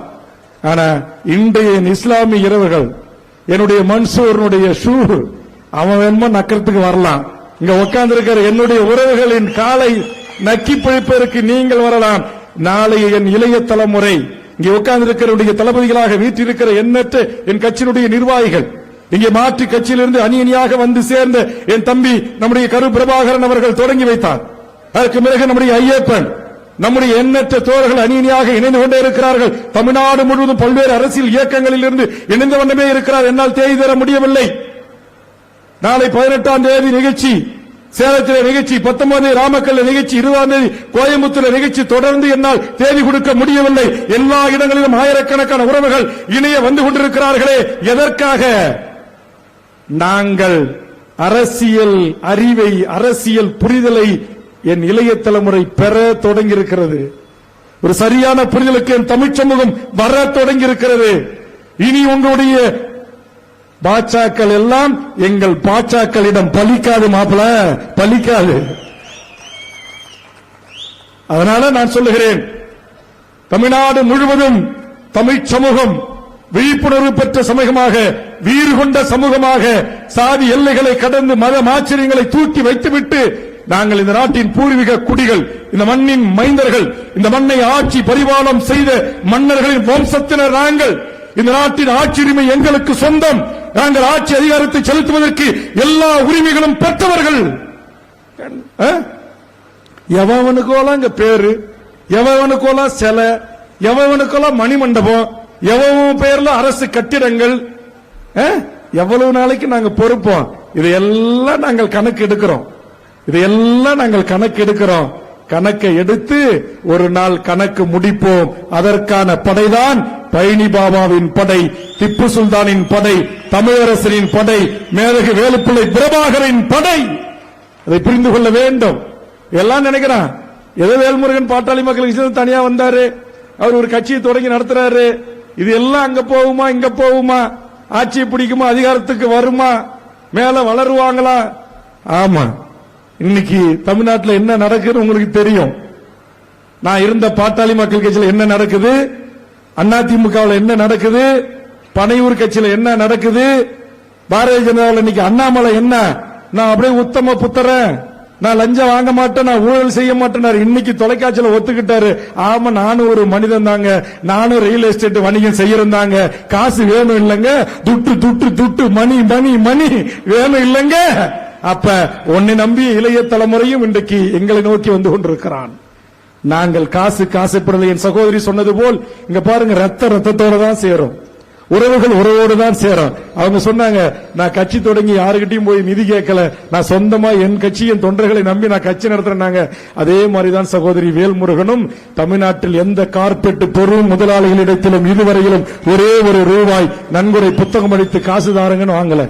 இங்க கூட கேள்விப்பட்ட எங்க மன்சூருக்கு இதுக்கு லட்சக்கணக்கான ரூபாய் செலவு பண்ணிருக்கிறாரு. அவர் உறவுகள் தொழில் செய்யற என் இஸ்லாமிய நண்பர்கள்ட்ட போய் உதவி கேட்டு நடத்துறாரு. எந்த வியாபார பொதுமக்களையும் மிரட்டி உருட்டி காசு கொடு, எந்த கிரனைட் முதலாளிகளையும் தூக்கி வந்து கடத்தி வந்து மிரட்டி காசு கேட்டு எங்கள் பழனி பாபாவுக்கும் எங்கள் தமிழரசனுடைய நட்பை பேசுவதற்கு நாங்க கூட்டம் போடல. இங்க எஸ்.ஆர். பாண்டியன் வந்திருக்கிறார், அவரும் அப்படிதான். எல்லாம் இனம் ஒன்னா சேருது. அதான் சொல்லுவாங்களே, ரத்தத்தோட சேருது, இனம் இனத்தோடு சேர்கிறது. ஒரு மாற்று அமைய அரசியல் கண்டிப்பாக இந்த மண்ணில் உருவாக போகிறது. எழுதி வைத்துக் கொள்ளுங்கள், உருவாக போகிறது. அது என்ன, 2026 கொஞ்சம் தள்ளி போகலாம். ஆனா இன்றைக்கு பழனி பாபாவை போற்றுகிற, அவருடைய நினைவை பகிர்கின்ற மாவீரன் திப்பு சுல்தானுடைய பேர பிள்ளைகள் வாழ்ந்து அறைந்து அரங்கம் முழுவதும் ஆயிரக்கணக்கில் திரண்டிருக்கிற இந்த அரங்கில் அறிவிக்கிறேன், 2031 என்பது இங்கே கூடியிருக்கிற நமக்கான ஆண்டாக அமைய போகிறது. அரசியல் மாற்றம் இந்த மண்ணில் உருவாக போகிறது. அதற்கான எல்லா வேலையும் நாங்க செய்யறோம். 6 முறை தேர்தலை சந்தித்து 3 முறை வெற்றி பெற்ற வேல்முருகன் இந்த தேர்தல் களத்தில் போட்டியிட்டு சட்டமன்ற உறுப்பினராக ஆக வேண்டும் என்கிற அவசியம் இல்லை. ஆனால் ஈழத்தில் நடந்தது இனப்படுகொலை தான் என்கிற சட்டமன்ற தீர்மானம் அவசியமாக கருதுகிறது. உலக அரங்கில் தமிழுக்கென்று ஒரு நாடு உருவாக வேண்டும் என்பதற்கான ஒரு பொது வாக்கெடுப்பு நடத்தப்பட வேண்டும் என்பதிலே நாம் தெளிவாக இருக்கிறோம். இங்கே அமர்ந்திருக்கிற என் ஆயிரக்கணக்கான உறவுகள் இஸ்லாமியர்களாக இருக்கலாம், இந்துக்களாக இருக்கலாம், எந்த சமூகமாக இருக்கலாம், அத்தனை சமூகங்களையும் சாதிவாரி கணக்கெடுப்பு நடத்தி அவர்களின் தலைக்கு ஏற்றவாறு, எண்ணிக்கைக்கு ஏற்றவாறு கல்வி, வேலைவாய்ப்பு, உரிமை இந்த மண்ணில் சமமாக சமநீதியுடன் வழங்கப்பட வேண்டும் என்பதில் வேல்முருகன் தமிழக வாழ்வுரிமை கட்சி தெளிவா இருக்கிறோம். தெளிவான அரசியலை முன்வைக்கிறோம். சுற்றுச்சூழல் பாதுகாக்கப்பட வேண்டும், கடல் வளம் பாதுகாக்கப்பட வேண்டும், என் மீனவர் உரிமை பாதுகாக்கப்பட வேண்டும், என் தென்மண்ணை ஆற்றின் உரிமை பாதுகாக்கப்பட வேண்டும், என் காவேரி உரிமை பாதுகாக்கப்பட வேண்டும், என் முல்லைப் பெரியார் உரிமை பாதுகாக்கப்பட வேண்டும், கச்சத்தீவு மீட்கப்பட வேண்டும், சமூக நல்லிணக்கம் இந்த மண்ணில் பேணி பாதுகாக்கப்பட வேண்டும். இதற்காக எந்த எல்லைக்கும் எந்த தியாகத்திற்கும் செல்லக்கூடிய ஆற்றல் மறவர்களை உருவாக்குகிறோம். இன்றைக்கு கூட இந்த பிக் பாஸ் நாங்க கிராமத்தில் இருக்கிற தொண்டர்களை கொண்ட கட்சி. எங்க கட்சிக்கு இந்த பேஸ்புக் அரசியல், இந்த like, share, comments, reel, short இதெல்லாம் தெரியாது. ஆனால் முதல் முறையாக எங்களுடைய தகவல் தொழில்நுட்ப அணியும் ஐடி விங்கும் எங்களுடைய ஊடக பிரிவும் சேர்ந்து இந்திய அளவிலே பேன் பிக் பாஸ் என்பதை ட்ரெண்ட் செய்தோம். அதில் திப்பு சுல்தான் பேரன்களும் எங்கள் மன்சூர் தம்பிமார்களும் உடந்தை இருந்தார்கள். நான் எதற்காக சொல்லுகிறேன் என்று சொன்னால், இதுவே ஒரு ஆண்டுக்கு முன்னால எங்களுக்கு ட்ரெண்டிங்னா ஏதோ ஒன்னு செஞ்சோம், வெறும் 20,000 25,000, அதுக்கு மேல எங்களால ரீச் பண்ண முடியல.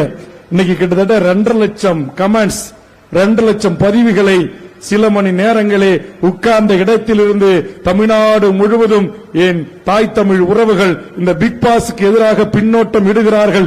இந்திய அளவிலே ட்ரெண்டிங்கில் 5வது இடத்துக்கு கொண்டு வர முடியும் என்று சொன்னால் அடுத்த ட்ரெண்டிங் இந்திய அளவிலே முதலிடத்துக்கு வர வைக்க முடியும் என்கிற நம்பிக்கை எங்கள் ஐடி விங்கிக்கு, எங்கள் ஊடக பிரிவுக்கு நம்பிக்கை பிறந்திருக்கிறது. நாங்கள் ஒரு படியாக அடியை நிதானமாக எடுத்து வைக்கிறோம், மிக நிதானமாக முன்னேறி கொண்டிருக்கிறோம். ஆதலால் எங்கள் அரசியல் என்பது மிக சிறந்த, மிக புரிதல் உள்ள, எந்த மதத்தினரையும் நாங்கள் இழிவாக பேசுவதில்லை. எந்த சாதியும் எங்களுக்கு எதிரானது அல்ல.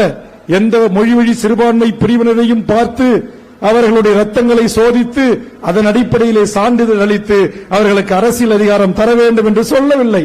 ஆனால் ஒன்றை சொல்லுகிறோம், இந்த மண்ணில் வாழ்கின்ற அனைத்து மக்களுக்கும் அவரவர்களின் எண்ணிக்கைக்கு ஏற்றவாறு சட்டமன்ற உறுப்பினர்கள், அவரவர்களின் எண்ணிக்கைக்கு ஏற்றவாறு நாடாளுமன்ற உறுப்பினர்கள், அவரவர்களின் மக்கள் தொகைக்கு ஏற்றவாறு இந்த நாட்டுடைய ஆட்சித் தலைவராக, நிர்வாக பொறுப்பில் எஸ்பியாக, நீதிபதியாக, உயர்நீதிமன்ற உச்சநீதிமன்ற நீதிபதியாக வர வேண்டும்.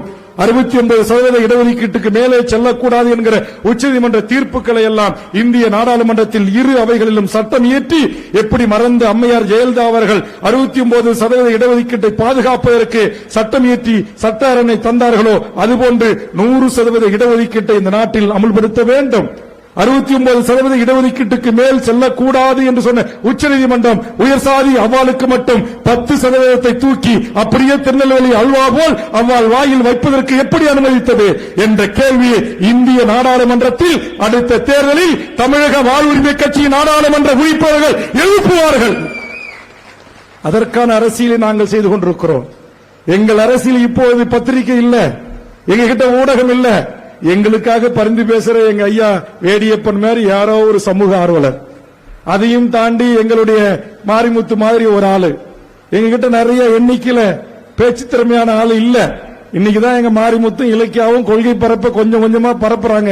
அதுக்கே எங்க ஆளுக்கு மேடை போட வசதி இல்ல. போட்டா எங்க மன்சூர் மாரி இந்த மாதிரி பிரம்மாண்டமா போடுறாங்க. எதுக்கு இவ்வளவு செலவு, எதுக்கு இவ்வளவு பூவு, எதுக்கு இவ்வளவு பதாக, எதுக்கு இவ்வளவு பிரம்மாண்ட ஸ்கிரீனு? இந்த காசை எங்க கட்சி கொள்கை பரப்புக்கு கொடுத்திருந்தா ஒரு 10 தெருமுனை பொது கொடுத்து நாங்க நடத்திருப்போம். ஆனா மன்சூர் எதை செஞ்சாலும் மிக நிறைவாக செய்ய வேண்டும், மிக ஒழுங்காக செய்ய வேண்டும் என்கிற எண்ணத்தின் அடிப்படையிலே இதை மிகச்சிறப்பாக ஒழுங்கு செய்திருக்கிறார். ஆக அந்த வகையில் நாங்கள் திப்பு சுல்தானுடைய வாரிசுகளாகவும், பிரபாகருடைய வாரிசாகவும், பழனி பாபாவுடைய வாரிசுகளாகவும், தமிழரசன் புலவர் கல்லி பெருமாளின் வாரிசுகளாகவும், எங்கள் கப்பல் ஓட்டிய தமிழன் வஉசி, எங்கள் கடலூர் அஞ்சலை அம்மாள், எங்கள் வேலுநாச்சியார், எங்கள் குயிலி, எங்கள் மருது இருவர், எங்கள் எத்தனையோ தமிழ் சமூகத்தின் பெருமிருகு முத்து வடுகநாதன் போன்ற எண்ணற்ற ஆளுமைகள், அழகு முத்துக்கோன் போன்ற மன்னர்கள், முத்திரையர் போன்ற எத்தனை தமிழ் சமூகத்தின் ஆளுமைகள் இருக்கிறார்கள். ஆக இந்த வரலாற்று தலைவர்களை நாளைய இளைய தலைமுறைக்கு எடுத்துச் சொல்லி, எப்படி அவர் பன்னெடுங்காலமாக தமிழர் நிலம் ஒரு பண்பட்ட, புரிதல் உள்ள, பக்குவப்பட்ட ஒரு சமூக நல்லிணக்கத்தின் எடுத்துக்காட்டாக விளங்கியதோ அதை நம்முடைய காலத்தில் படைப்பதற்கு மத மாச்சரியங்கள் இல்லாமல், மத வெறிகள் இல்லாமல், சாதிய சண்டைகள் இல்லாமல், சமூக கலவரங்கள் இல்லாமல், சமூக பதற்றங்கள் இல்லாமல் தமிழ் சமூகத்தின் ஓர்மையை ஒரு உள்ளடக்கிய ஒரு மாற்று அரசியலை இந்த மண்ணில் நாம் உருவாக்குவோம் என்பதை இந்த நம்முடைய மதிப்பிற்குரிய, வணக்கத்திற்குரிய பழனி பாபா என்கிற மாவீரன் பிறந்த இந்த 14ஆம் தேதியில் நாம் உறுதியெடுத்துக் கொள்வோம் என்பதை வேண்டுகோளாக முன்வைத்து இந்த கூட்டத்தை மிகச் சிறப்பாக ஒழுங்கு செய்த அத்தனை நல்ல உள்ளங்களுக்கும், பழனி பாபாவினுடைய பாசறையில் பயின்ற உறவுகளுக்கும், திப்பு சுல்தானுடைய நாளைய வாரிசுகளாக இந்த மண்ணில் வள வந்து கொண்டிருக்கிற என் இஸ்லாமிய உறவுகளுக்கும், இந்த கிருஷ்ணகிரி மாவட்டத்தில் ஒசூர் பகுதியில் எண்ணற்ற இளைஞர்களை அரசியல் நெறிப்படுத்தி பண்பு நலன்களையும் எந்தவித தீய பழக்க வழக்கத்திற்கும் ஆளாகாமல் இந்த மண்ணுக்காகவும் மக்களுக்காகவும் போராட வேண்டும், அதுவே தியாக வாழ்வு என்கிற அரசியலை உருவாக்கி தருவதற்கு எனக்கு கிடைத்த மிகப்பெரிய ஒரு தளபதியாக அருமை தம்பி மன்சூர் அலிகான் அவர்களை நான் பார்க்கிறேன். எந்த ஓட்டு மதவாத மாச்சரிய அரசியல்களுக்கும் வீடாமல் பலியாகாமல் ஒரு புரிதலுடன் கூடிய அரசியலை செய்வதற்கு அடியமாக மாறுவோம் என்பதை தெரிவித்து இந்த கூட்டம் நடைபெறுவதற்கு எல்லா விதத்திலும் மன்சூர் அலிகானுக்கு தோளோடு தோள் நின்று உதவி புரிந்த ஒருங்கிணைந்த கிருஷ்ணகிரி மாவட்டத்துடைய அத்துணை தலைவர்களுக்கும் பழையவர்கள் தொடங்கி புதியவர்கள் வரை எண்ணற்ற பெயர்களின் பட்டியலே இருக்கிறது. அத்தனை பெயர்களையும் வாசிப்பதற்கு நேரமில்லை என்றாலும் கூட உங்கள் அனைவருடைய பெயர்களை நான் விழித்தாக கருதி ஏற்றுக்கொள்ள வேண்டும் என்ற நேரத்திலே கேட்டுக்கொண்டு நம்முடைய தியாகி வீர தியாகி திப்பு சுல்தான் பேரவையிலிருந்து பெங்களூரிலிருந்து திரு யாசின் பாபா அவர்களும் வருகை வந்திருக்கிறார்கள். அவர்களுக்கும் எங்கள் மண்ணுக்கு வந்து அந்த மகத்தான தலைவனுக்கு நீங்கள் பெருமை சேர்த்திருக்காக என்னுடைய பாராட்டுக்களை வாழ்த்துக்களையும் சொல்லி எனக்கும் பின்னால் தென் மாவட்டத்திலே இன்றைக்கு சமூக நல்லிணத்திற்காக வளர்ந்து வரும் ஒரு இளைய தலைமுறையாக உருவாகி கொண்டிருக்கிற என் மதிப்பிற்குரிய அருமை சகோதரர், அவர் கட்சி தொடங்கியதும் கொடியை அறிமுகம் செய்வதும் என்னை அழைத்து சிறப்பு செய்தார். அப்படி தென் மாவட்டத்தில் மிகச் சிறப்பாக மக்களை ஒருங்கிணைத்து மக்களுடன் அன்பை பெற்று குறிப்பா இளைய தலைமுறையின் அன்பை பெற்று வளர்ந்து வருகின்ற என் அன்புக்குரிய SR பாண்டியன் இளவல் அவர்களும் சிறிது நேரம் இங்கு உரையாற்ற அன்போடு உங்கள் அனைவரின் சார்பாக அழைக்கிறேன். அவர் பேசி முடிக்கின்ற வரையிலும் அனைவரும் அமைதி காத்து ஒத்துழைப்பு தர வேண்டும் என்று கேட்டு, மிக மழை வரல, எந்த பிரச்சனையும் வரல, டிஜிட்டல் துல்லியமாக இருந்தது, ஒலி வாங்கி துல்லியமாக இருந்து சிறப்பாக ஒலி காட்சியை செய்த உங்களுக்கும் பாதுகாப்பு அளித்த பத்திரிகை முதல் முறையா பாருங்க, உலகத்துக்கே என்ன சொல்லுவாங்க, பீரங்கி அறிமுகப்படுத்திய திப்பு சுல்தான் பேரன்கள் நடத்துற மாநாட்டில் சிறுநரிகள் வந்து குண்டு வைத்து விடுமோ என்று குண்டு இருக்கா என்று சோதனை செய்கின்ற கருவிகள் எல்லாம் வந்து சோதனை செய்திருக்கிறது இந்த மேடையை. அப்படி பாதுகாப்பு நலன் கருத்தி அல்லது சங் பரிவார கும்பல்களுடைய தொலைபேசியினூடாக மிரட்டப்பட்ட மிரட்டலுக்கு தன் கடமையாற்றி அனுமதி தந்த இந்த மாவட்டத்தின் காவல்துறை கண்காணிப்பாளர், துணை கண்காணிப்பாளர், ஆய்வாளர், உதவி ஆய்வாளர்கள் உள்ளிட்ட காவலர்கள் நண்பர்களுக்கும் எந்த நேரமும் எங்கு பிரச்சனை வந்தாலும் பாவம் காவல்துறை தான் எல்லாவற்றிற்கும் முகம் கொடுத்து நிற்க வேண்டிய சூழல். அப்படி நூற்றுக்கணக்கான காவலர்கள் இந்த பொதுக்கூட்டத்திற்கு பாதுகாப்பு அளித்து, ஏற்கனவே இங்கு இந்து முஸ்லிம்கள் ஒரு பிரச்சனை ஏற்பட்ட ஒரு பகுதி, இங்கு ஏதாவது பிரச்சனை வந்துவிடுமா, வர்றது வேற வேல்முருகன் ஆச்சு, கூட்டம் ஏற்பாடு பண்றது வேற மன்சூர் ஆச்சு என்று எனது அருமை உளவுத்துறை நண்பர்கள் எல்லாம் கொஞ்சம் பதற்றத்தோடு இருந்தார்கள். எந்த பதற்றமும் அல்ல, நாங்கள் புரிதல் உள்ள புலிகளாக ஒன்று கூடியிருக்கிறோம். திப்பு சுல்தானுடைய தம்பிகள் அல்ல, இது திப்பு சுல்தானுடைய வம்ச வழி. திப்பு சுல்தான் தம்பி, திப்பு சுல்தான் மகன்னாக்கா உடனே எடு, உடனே வாழ, உடனே பீரங்க, உடனே துப்பாக்கி அப்படிங்கோ. நாங்க திப்பு சுல்தான் அடுத்தடுத்த தலைமுறைகள் கணினியை பயன்படுத்தி காவிகளை கபாலிகரம் செய்கின்ற ஒரு கூட்டமாக அறிவை பயன்படுத்தி அழிக்க வந்தவர்களை நாங்கள் யார் என்பதை சுட்டிக்காட்டக்கூடிய ஒரு புரிதல் உள்ள இளைய தலைமுறையாக நாங்கள் மாறியிருக்கிறோம். உணர்ச்சி வயப்பட்டு மீண்டும் கத்தி எடுக்கிற, குண்டு எடுக்கிற, துப்பாக்கி எடுக்கிற கூட்டம் அல்ல, இது அறிவு துப்பாக்கி எடுக்கிற, அறிவாயுதத்தை ஏந்துகின்ற அரசியல்படுத்தப்பட்ட கூட்டமாக இதை மாற்றுகிறோம். எனது அருமை காவல்துறை நண்பர்களே, என்னுடைய வேண்டுகோளை ஏற்று அந்த பார்வையில் இருந்து எங்கள் மன்சூரையும் அவரோடு இருக்கின்ற தம்பிமார்களையும் நீங்கள் பார்க்க வேண்டாம். அவர்களுக்கான அரசியல் வகுப்புகளும் அரசியல் புரிதல்களும் தமிழக வாழ்வுரிமை கட்சியில் எடுக்கப்படுகிறது. அவர்களை ஜனநாயக ரீதியாக இயங்க விடுங்கள், ஜனநாயக பார்வை கொண்டு பார்க்க தொடங்குங்கள். காவல்துறை, உளவுத்துறை, கீழ்பிரிவு நண்பர்கள் என்பதை இந்த நேரத்தில் வேண்டுகோளாக வைத்து அனுமதி அளித்து பாதுகாப்பு அளித்த காவல்துறை நண்பர்களுக்கும் அனைத்து உளவு பிரிவு நண்பர்களுக்கும் எனது அருமை பத்திரிகை, ஊடக, சமூக வலைதள நண்பர்களுக்கும் இங்க இந்த கூட்டம் போடுறதால ஒரு 4 மணி நேரம் இந்த வீடுகளில் வாழ்ற பொதுமக்களுக்கு, வணிக பெருமக்களுக்கு ஏதாவது இடைஞ்சல் இருந்தால் அதற்காகவும் நீங்கள் எங்களை பொறுத்து மன்னித்து அருள வேண்டும்.